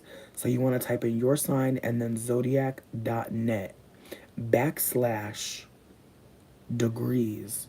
You don't even have to do the way I said it before. You're gonna type in, if you're a Libra, Aquarius, whatever, you're gonna type in Pisces zodiac.net backslash degrees. And that's the surefire way to just be able to get to all of them. There's no way to click on all, like a master of all the degrees. You have to go like sign by sign. It is tedious, I'm not gonna lie. But I would just screenshot them so that you have them all for yourself. But your entire birth chart is a tarot spread. Keep that in mind. So there's tarot cards connected to dates. So you have a birthday card, you have a card for your sun sign, your moon sign, but also each degree of the zodiac is a different affirmation. And this website has been helping my ass get into my chart a little bit more. But my love sign is in fifth degree Aquarius. So romantically, I am I am a worshiper. I do. I feel like my partners, me, romantically, I feel like I don't know how to like love someone traditionally. Like if you're my partner, I want to run away with you somewhere. I want to bake a pie with you. I want to discover something together. I want to invent something together. Like I don't necessarily want to relegate you to just getting a romantic love. I want to exist. I want to cultivate. I want to, it's a lot. But yeah, you want to go to, if you're an Aries, it would be arieszodiac.net backslash degrees. You want to add S on degrees. And again, I hope you all enjoy. If folks care about listening to more Mango Street, leave a comment if you feel compelled to. I'ma still do it, but just knowing that people are interested and intrigued. I heard a couple people say they were into it, but I just want to know it's an enthusiastic yes on the house on Mango Street. Um, I don't know if there's any other book that I would want to listen to with y'all. If y'all are interested in something else, though, let me know. As far as live streaming Bad Girls Club, I feel like there might be a better way to do that. Like, I'm not against it, but like I have a TV. I feel like might be a way. At the bottom of the river? Ooh. Matthew, say less. I'm about to put that on I'm about to see, because I canceled Audible, bitch, because I was like, baby, I got a lot of books. But I think I have one more credit left. Yo, did y'all know Elliot Page wrote a book? That's exciting. That excites me, like, for real, for real. Yo, shout out to Elliot Page. Honestly, you know what's wild? Like, being a trans person and, like, seeing other trans people live their truth and just being like, damn, like, people used to treat Elliot like they were such a... You know what I mean? Like, I'm not trying to be a weirdo, but I just feel like sometimes, like, when you're, like, preyed upon or you're just even thought of as, like, a pretty girl and you're, like, actually, like, trans. And when I say actually trans, I just mean, like, when you're born AFAB, and no, Elliot finds out, but, like, when you're born AFAB and, like, people are just like, oh, you're a pretty girl, like, you have to be doing, like, wearing pink and do your hair like this. Like, I just feel like the ways that people project onto femmes to be a certain way and how hard it can be to like embrace like your, I don't want to say masculine energy, but just to embrace anything outside of like what people see as femme, or even just like exist and not be doing the, because that's the other thing too, is like in the world we live in, like femme is like thought of as like lesser, submissive, subservient, um unintelligent, uh like there's a lot of words like couched in femme, girl, woman. There's just so many synonyms as well that try and liken like girly, sissy, you know? Like, there's ways that, like, the concept of femininity is, like, devalued consistently. And I think about how even the concept of like embracing like masculinity, it's like I personally don't think that I'm like very masculine. I think that I'm just like very comfortable like not restricting myself. And I think that that's like the thing that confuses people about gender at times, because a lot of what we get taught around like womanhood or femininity is like delicate, yes, delicate, like being delicate, being soft, being sweet, being slow to react violently. Like, think about it. Like, there's ways that like that people describe femininity, and what they're saying is like you are a small animal in a cage. Like, and I just think about how like when people talk about masculinity, they're a lot of times talking about being filthy, dirty, stinky, sweaty, unkempt, not strong, like literally strength. Like, people hear masculine, they hear strength. They hear feminine, they don't think strength, which is weird, very weird. Like just like how people say like they think like or they'll say like, oh, men are our natural protectors, where like most of us have been protected by women, but we're taught that men are supposed to be protective, right? So if a femme person is protective of you, people will act as if like they're being masculine, or they're, you know what I mean, or they're not being feminine. It's like the opposite of masculine isn't feminine, and I don't think the opposite of feminine is masculine. I don't think that they're polar opposites at all. I think the concept of masculinity again is a farce. I think it's a way to again make it seem as if like women are and men are, and then everyone else is just like dead, you know? So, or don't exist, you know, which is dead. So I think that that's the whole point of it, right? Like, I feel like even me coming here talking about being a mixed person, like, we live within the binary tribal system, right? Like, people don't really think of Latino, Asian, like non-black people as like a thing in terms of like the tribal system of black and white. Like, people are very rarely comparing like the struggle of whiteness, um not whiteness, the struggle of blackness to the struggle of like Asian folk. Like, even though like Asian folk are experiencing a lesser degree of anti-blackness, there's still this like conversation happening where like when people hear black, they think automatically the opposite is white, and the opposite of white is automatically black. Like, those things are not true, but because we live in that binarist, nobody who's mixed and looks like ambiguous really gets to be anywhere. But like, that's also not real. Like, obviously mixed people are existing, we exist, but in the tribal system we live in, I don't want to say you have to pick one, but there is a push for people to choose who they want to be around. And I feel like even for darker skin mixed people, like, them choosing white people has damage, like, can do damage, can communicate so many things. It's the same concept as when like, you know, we see who, like how people were talking about Quincy Jones, right? Like, people were like, "Oh, Quincy Jones's line is becoming white." If Beyonce's children decide to have white partners, I wonder what people will say. You know what I mean? I wonder if people will make it seem as if like they've been trying to stay black. You know what I mean? I wonder things like that, because the reality is like Jay-Z desired to have children that were looking somewhat like him, not completely. And that's what he got. None of his children look like him. And it's no tea, no shade.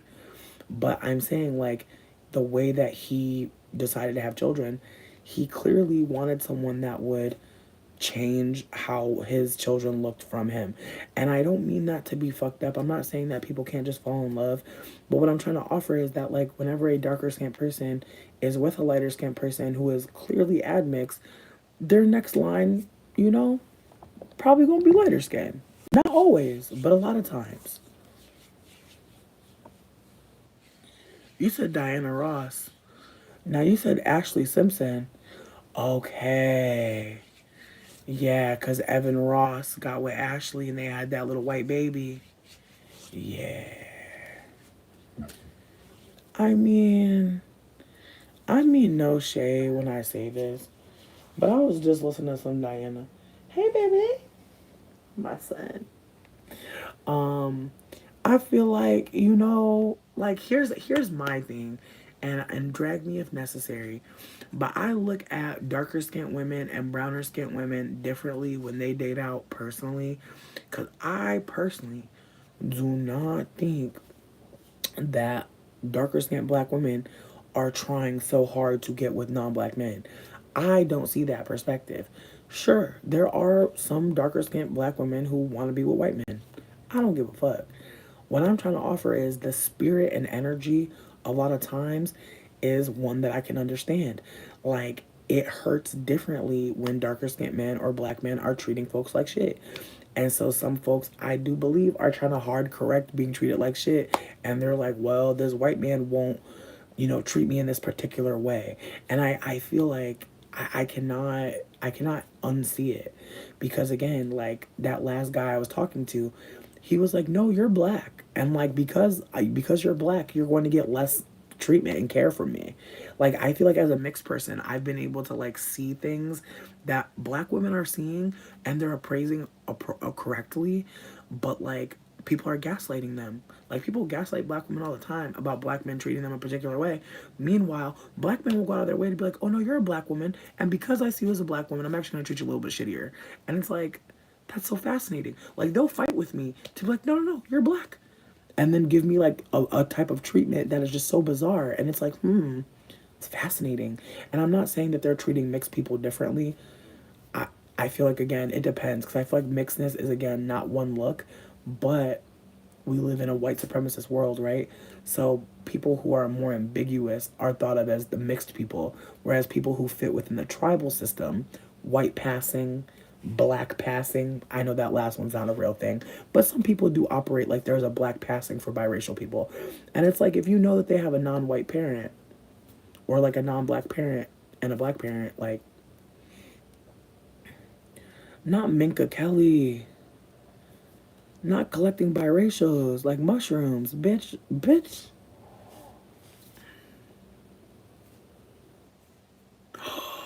Not Quincy. But see, that's the thing. That's the thing. Not Pete Wentz is biracial. Pete Wentz is absolutely passing.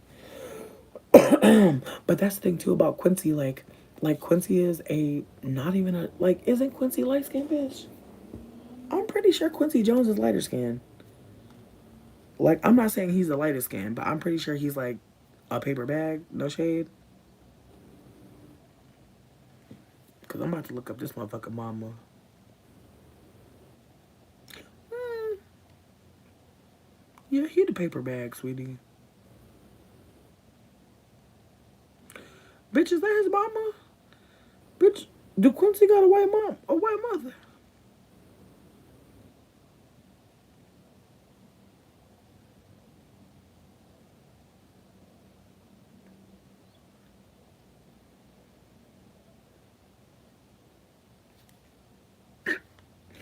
I'm so sorry. I don't know what my face just did.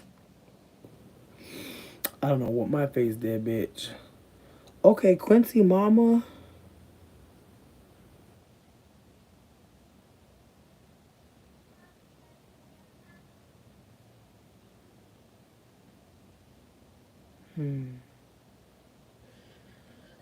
Interessante.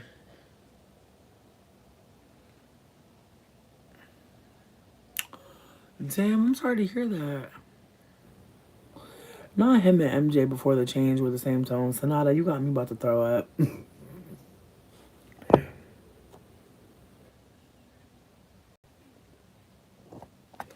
No, and that's the other thing too, is like when I'm like, this is all retrospect understanding. Like, so I'm not trying to sit up here and act like I just knew. I feel like even saying understanding is not the case. I feel like this is all retrospect uh observations. But like when I'm dressed or like when I have a wig on and like I'm presenting as more ambiguously racial, I do get treated differently. But I really feel like it depends on, especially if we're talking about black cis men, it depends on how they are oriented. Because like if I'm talking to a black man who is not like in who perhaps like hasn't had like higher education, perhaps like is not in a corporate job or like performing for white people in a particular way, me being mixed would be a bigger deal to that man perhaps in a particular way. Whereas like whenever I'm talking to like more educated men, it seems like there's like a huge desire to like be like, no, you're a black woman too, like. And it's just so weird because it's like I wonder, like, and I not even I wonder, but like I want to be like, hey, like, how are you treating black women? Because like I feel like that's something that I need to be asking more, like from black men, especially if I'm hooking up with them or dating them, because I feel like that's a conversation starter in ways, because it's like I will find out if he sees me as a black person or not, and I will find out also if he's gonna fight me about being mixed, because I find again in that last situation where I was talking to that man, he was fighting me about being black, even though I'm like, bitch, my mom is white as fuck, like she's very white, like, and so is my granny. Like I'm part of a mixed identity, like that's okay. But like it's almost like it bothered him that like I wasn't like holding this identity with him. Meanwhile, like he clearly is like, from the way he speaks and the way he operates, like I just got a vibe of like, how do I say this? Like, you ever seen that tweet that was like, black men are the white people of the black race? Very much that. Very much like, he as a black man can see the anti blackness towards him. But, like, as far as like other people experiencing it and other people holding it in a particular way, it's just kind of like, no. And then, like, even his understanding of anti blackness from his lens as a black cis man is completely different than what I'm seeing and hearing from black women. So just like the just some conversations that we had, just like having moments where he's sharing intelligence with me about anti-blackness and how it has shaped his life in a particular way, but then also having moments with me where he's like, you know what? And then again, I should also clarify that, like, if you tell someone that you're mixed and like they're like super fascinated, I feel like that's a red flag, personally. And I don't feel like he ever was like super fascinated, which again,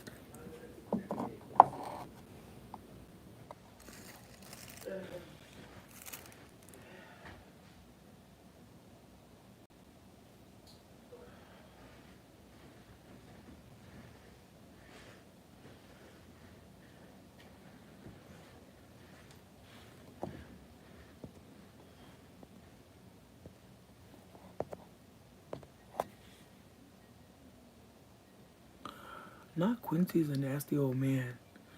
Why is that shade? Wake it up. Drag this old heifer.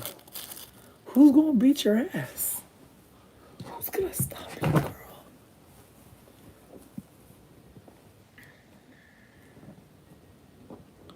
Yikes. I don't know who Ludacris is with or Tyrese, but yikes. Yikes, yikes, yikes, yikes, yikes. Yeah, I'm genuinely I'm grateful that I was in the right place at the right time, because I want to tell this story again, because I think that this is important um to my origin story as a light skinned person who's like attempting to be aware as much as possible of how I can be anti-black and just be causing harm. But what I wanted to offer was that my experience in this clubhouse room was what kind of put me on this path.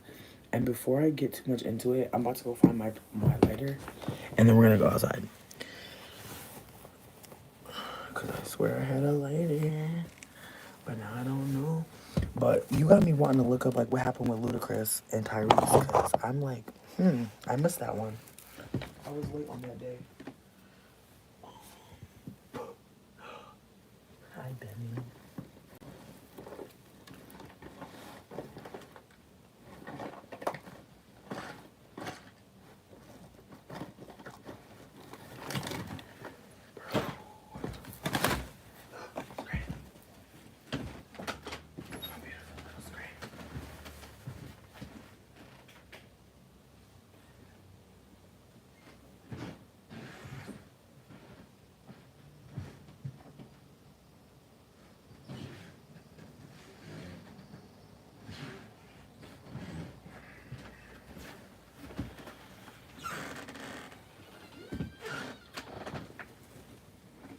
Yo, I'm the worst at having a fucking lighter. I had one lighter all day, and I gave somebody a lighter.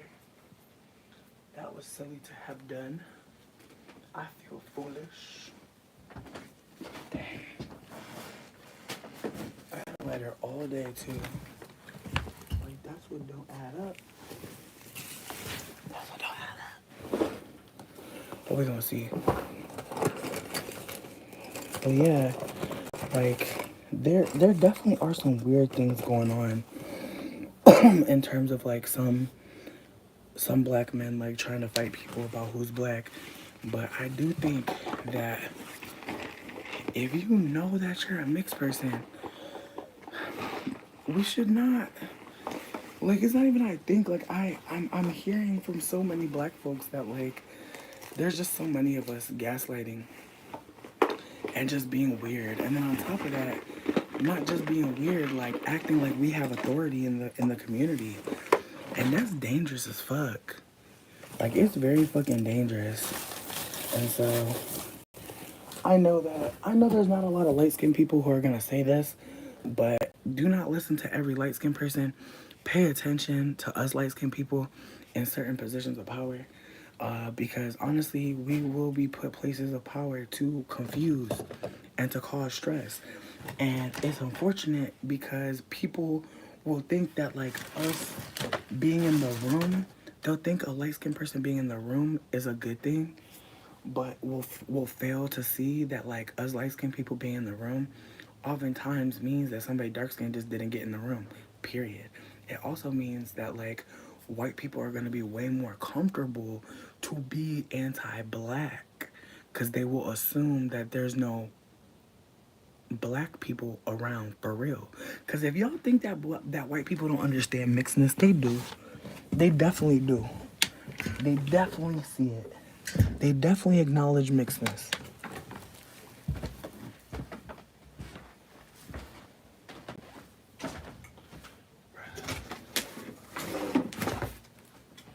I'm really out here.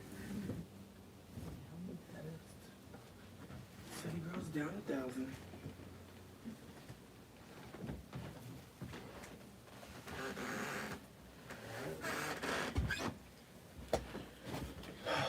Damn, bitch. I'm hurt. I'm hurt. I'm about to go text the lady upstairs and see if she's awake. I'm about to be like, girlie, I got a lighter emergency. That's the beautiful thing about living here right now is that there's somebody upstairs who's a pothead, maybe bigger than me.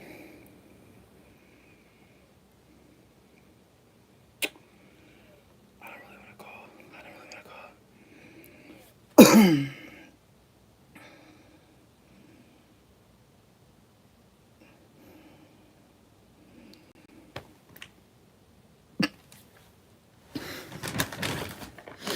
Bitch, I don't know why, but I keep feeling like I look. I'm not gonna say it. I'm not gonna say it out loud. I'm not gonna say it out loud, bitch. For it come true.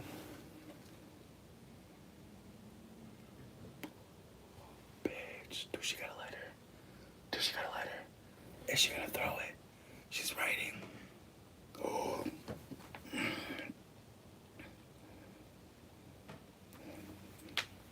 Bitch, I'm so excited. Bitch, we about to do a pickup together.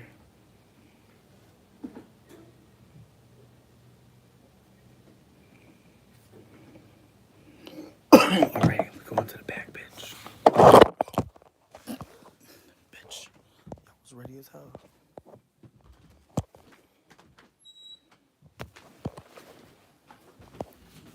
Shh.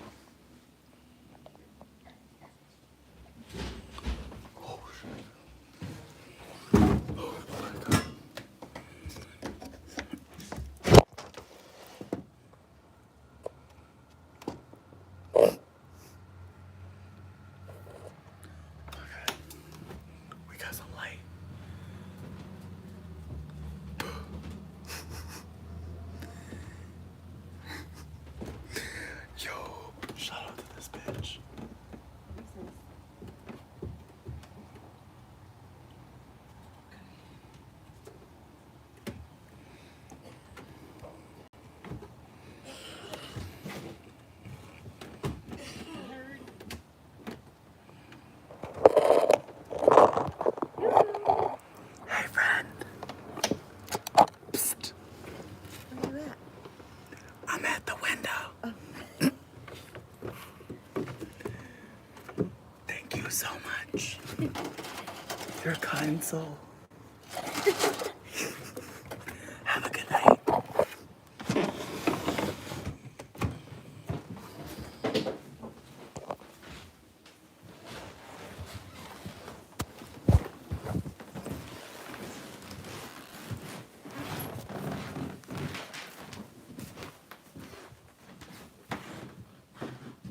Come on, Noodles.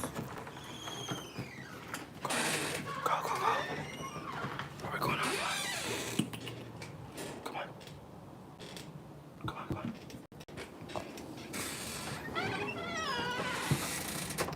Yes. And my water's out here, bitch. And my water. And a soda. Praise God.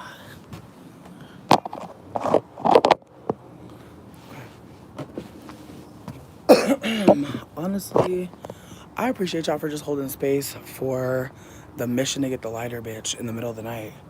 I know that was scary. My bad. Sidebar, I've watched Castlevania 15 times, and I just want to say right now, I am disturbed. I'm disturbed. If you're a parent, you'll probably hear my cry. But why is Adam Sandler making kids movies? That ain't right. Bitch, please tell me please tell me. Okay, I was about to cry. I was like, I'm gonna leave that shit inside. Hey, girl. Hey, y'all, this is Noodles. Noodles, say hey. Noodles, do you want to be famous? Noodles said no. She said she's a local cat. She cool where she at. I'm proud of you, girl. Oh, you trying to get a little rub? I see you. Not why the smoke not moving. Bitch. Fuck.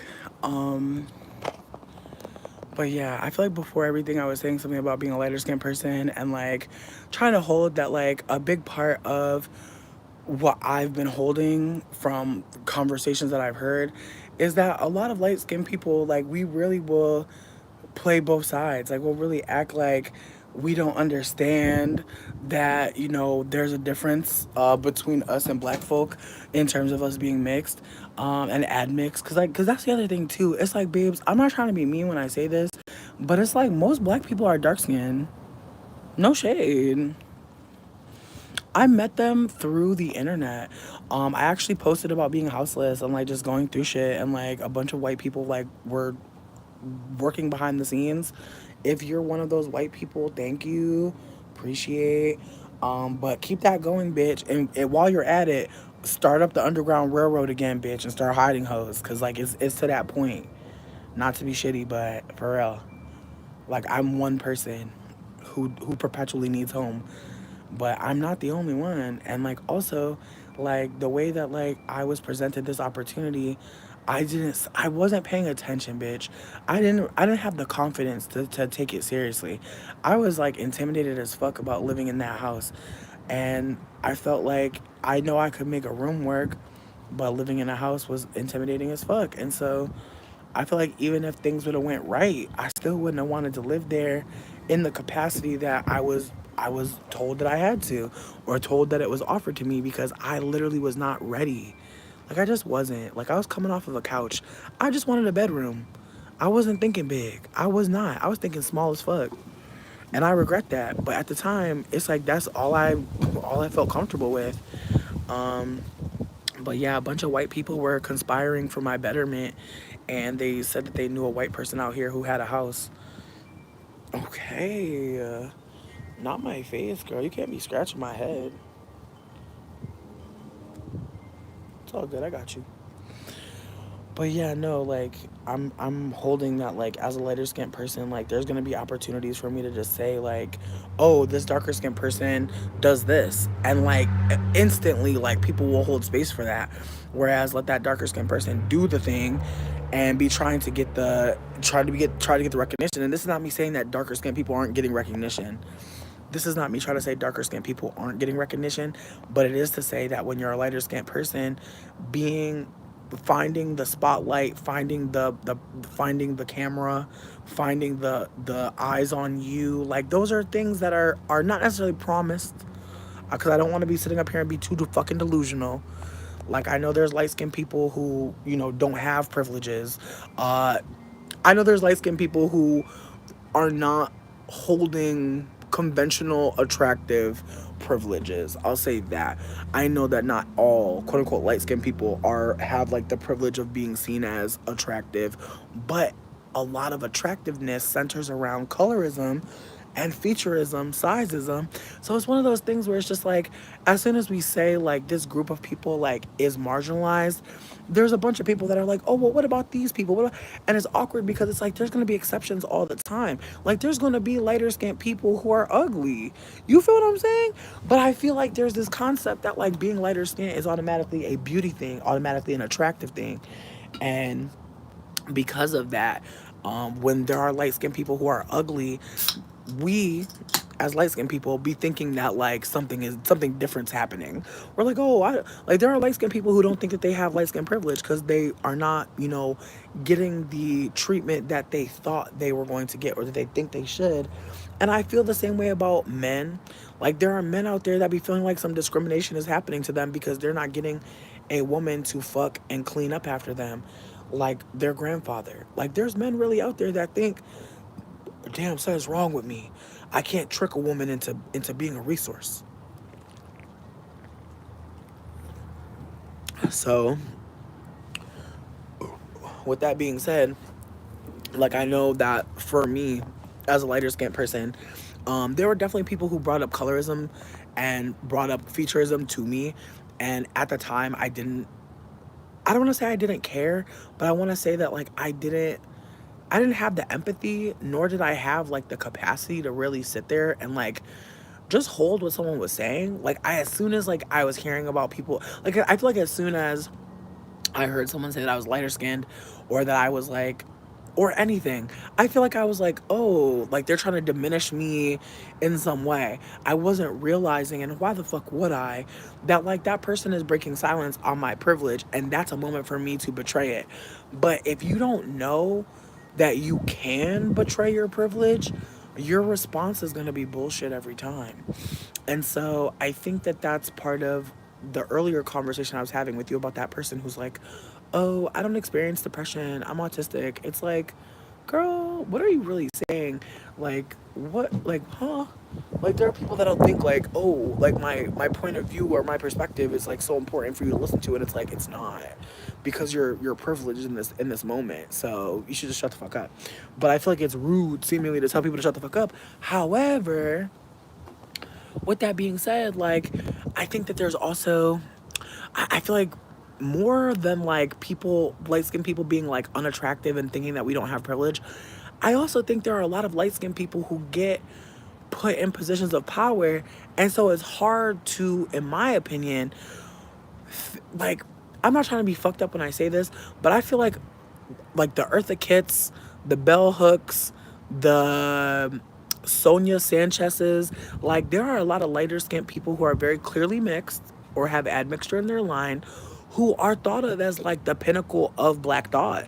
And I feel like that right there, and when I say I feel, I just mean like it seems to me from that there is going to be pushback on many people because there are just enough light-skinned mixed people in positions of power to where people really feel a way about some of us not getting that benefit of the doubt, that we could be a good one, that we could be a Eartha, that we could be a Bell Hooks, that we could be a Sonia Sanchez. And it's very rare that any of us are going to be those things, but also even the women that I named, like I don't feel like any of them have ever had any moments where they betrayed their light skin privilege. So I just feel like there are moments where I look at my elders and I'm like, would you like what like I read Bell Hooks' work or listen to it mostly. I have read some of it, but for the most part I'm an audio person. I'm not gonna lie, I'm an audiobook bitch. But I'm just like, what would that sound like? You know, those are things that I sit with now. Is like, if this light skinned elder, like, what's her name? Damn, I hate that I'm blanking on this bitch name. The light-skinned activist girly. I can't believe I'm blanking on this bitch name.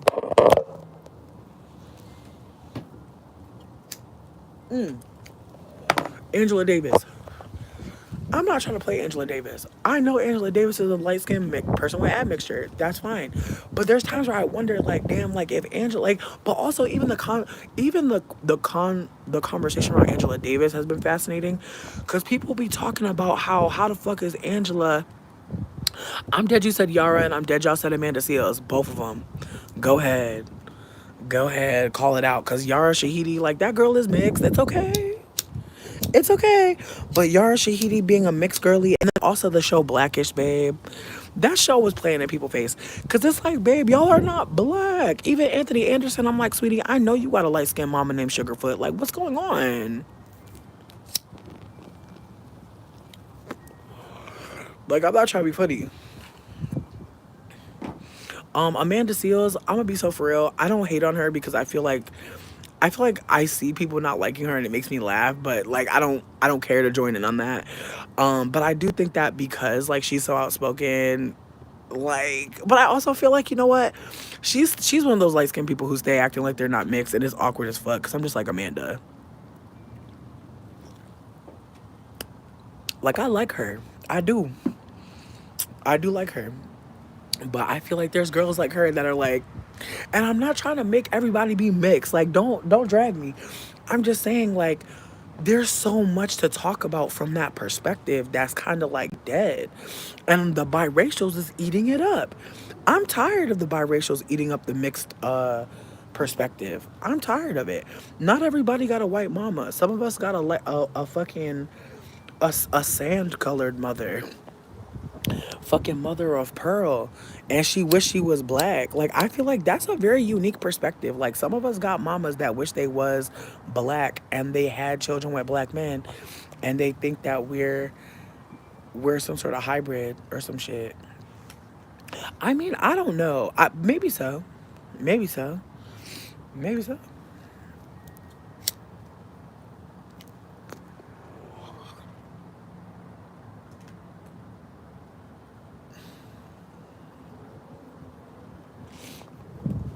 I mean, you writing mixed guilt.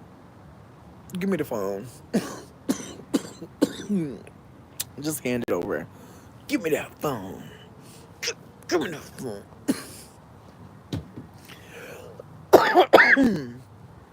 I'm just grateful to be sitting here with y'all and just have this conversation. But before I came out here, I wanted to tell y'all about like the seed that was planted in my mixed brain to start to, decolonize in that perspective. Cause that's the thing. Like, uh okay. So the room was called Are Mixed People Black? That was the name of the room. And I remember at that point, I had listened to a lot of deep dark skinned people, and to the point where I felt knowledgeable, which again should just like, let's hold for a moment that, like, once you start gathering information from the marginalized group that you are oppressing, uh, it's probably always best to just stay a listener.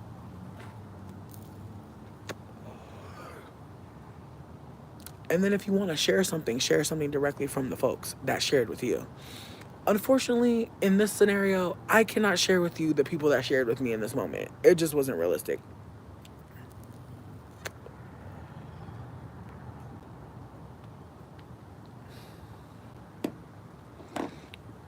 The non-consensual mixed is okay.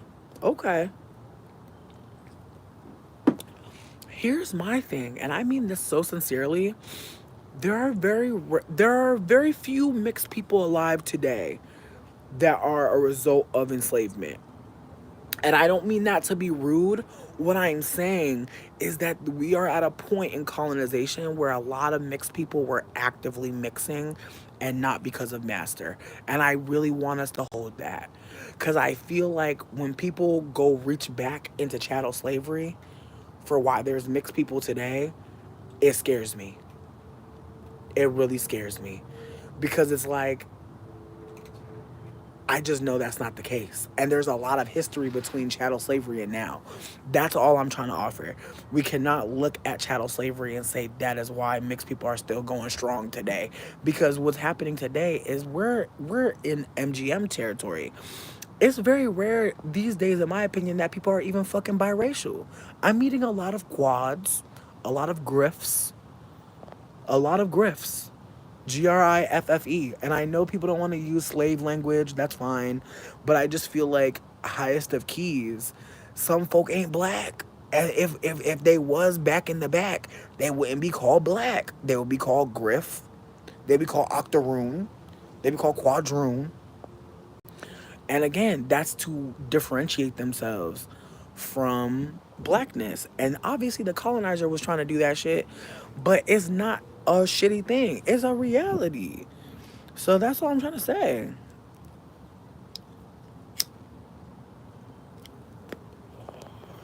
But that's the thing though, it's like not everybody was sexually assaulted during enslavement. That is true.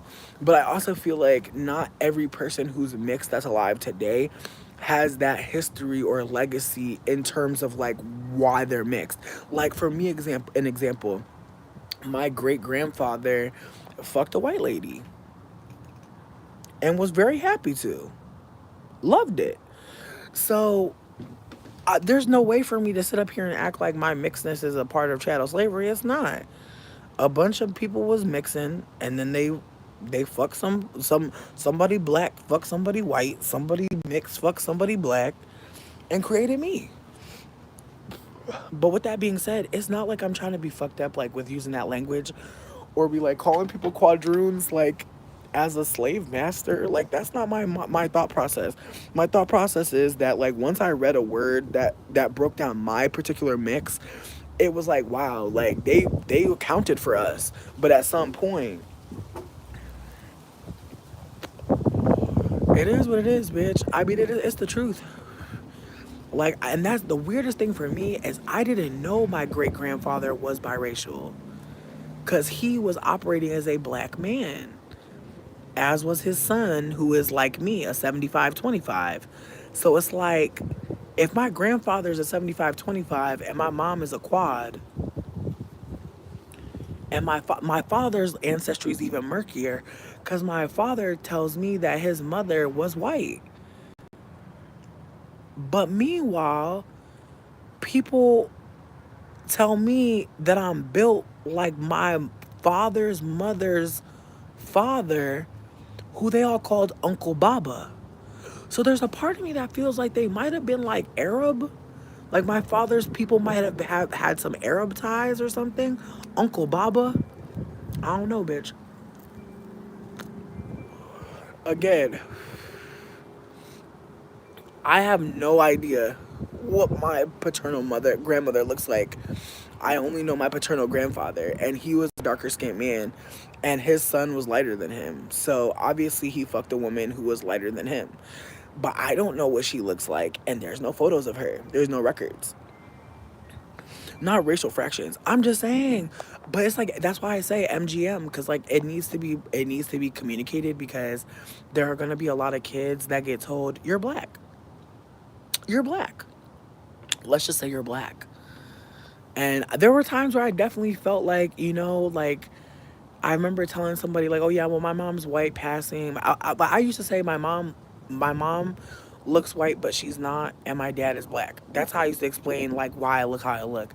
My mom looks white, but she's not. That's how I would explain whiteness in my mother, or white passingness.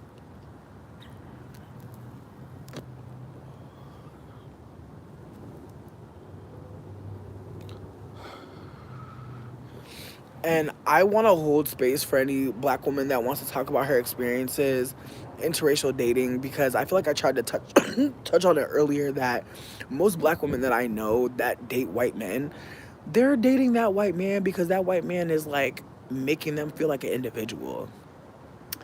And that's honestly why I fucked with the white mans that I fucked with.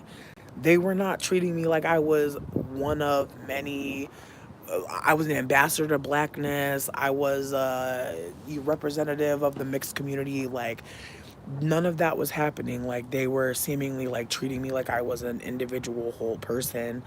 Whereas, again, I have gone out of my way to communicate with black cis men to be like, hello, how are you? Let's try this again. And it's always the same shit. And I hate to say this, but it's like their dick has a pecking order. And I literally am not at the top ever. And my issue is this: I don't give a fuck about being like your main choice or your main desire, because usually if I am, it just means you like fat light skinned people 9 times out of 10. But with that being said, like, black cis men are unable to see me as an individual, and I feel like that's something to talk about. Because I'm not trying to be doing the same shit to black cis men, but I'm running the data. And I'm like, how is it every time, babe? How is it every time, like, you think that I'm an emotional support bitch? You think I'm the cook? You think I'm the comfort girl? Because I feel like that's the other thing too. Like, when you're a fat bitch, I feel like motherfuckers be treating you so differently.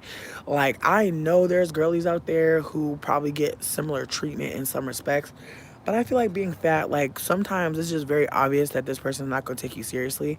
And it's from message one. And it's from message one. Like, you're not going to get your needs met in a particular way. And it sucks. And this is not me trying to condemn or drag all black men at all, but it is to say that, like, having repeat situations like that do make me think twice every time. And then I take a break from fucking with black cis men. Then I say hello again, and then it'd be the same shit. And this last time with the man talking about he was about to kill himself because I told him that he had narcissistic energy. It's like, damn, like, even when I'm like vibing, I'm like, yikes, like, you're not treating me how I deserve. And so it's just, it hurts. It's hurtful as fuck, y'all. But I feel like what my heart tells me right now is focus on loving the people that already love you. That's where I'm at. Like, I'm not looking for no new love at all. It just don't make sense to me. Because again, I have love around me. I have love in my heart. I'm gonna be okay. But I feel like the conversation that I wanted to get to is not gonna be realistic because I'm on 10% right now, and I'm super sad because I wanted to talk about, like, just, I don't want to say like my light skinned colorist awakening, like where I was like, oh damn, I am a colorist, like that is a forever thing.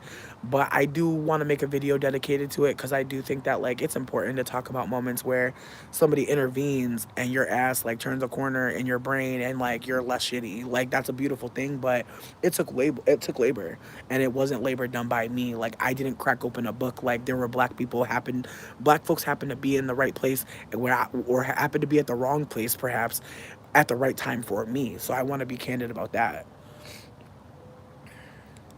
See, and chemistry you're not, but that's the thing, like, that ingrained desire to have a mammy, to have someone cook, to clean, to counsel, like that, the person that needs that from you is the problem.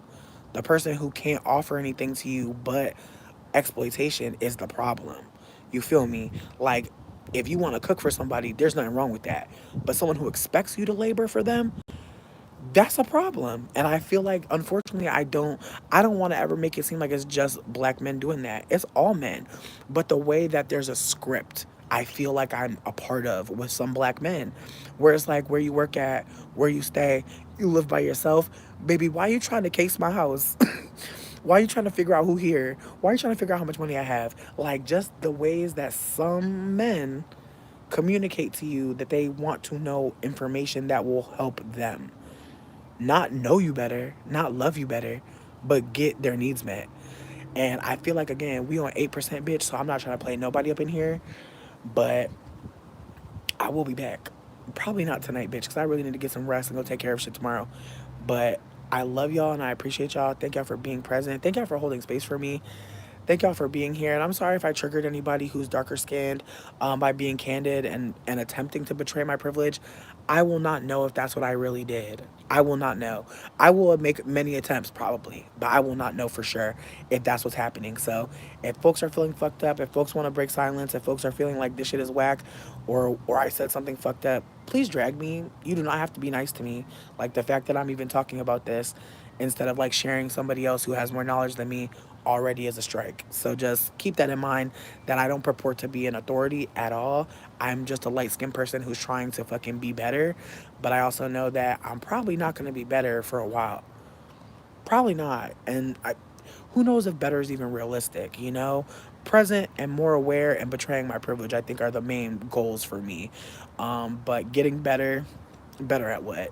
Like, language means things. So, anyways, I appreciate y'all for hearing me. I hope y'all have a beautiful night. Please stay warm. If anybody needs a flyer shared, please hit me up. I still need support around my GoFundMe. It is pinned to my menu on Twitter. Please don't sleep on me, bitch. I need fucking help, bitch. I'm trying to move up out of here, baby. I know y'all see me doing down bad, bitch. It's like very serious. Like, I'm not trying to be too dramatic, but I do need support very badly. So if folks got it for me, I would appreciate it. But yeah, it's just, yeah, it's beyond. Bitches need help. So thank you for listening. Bye.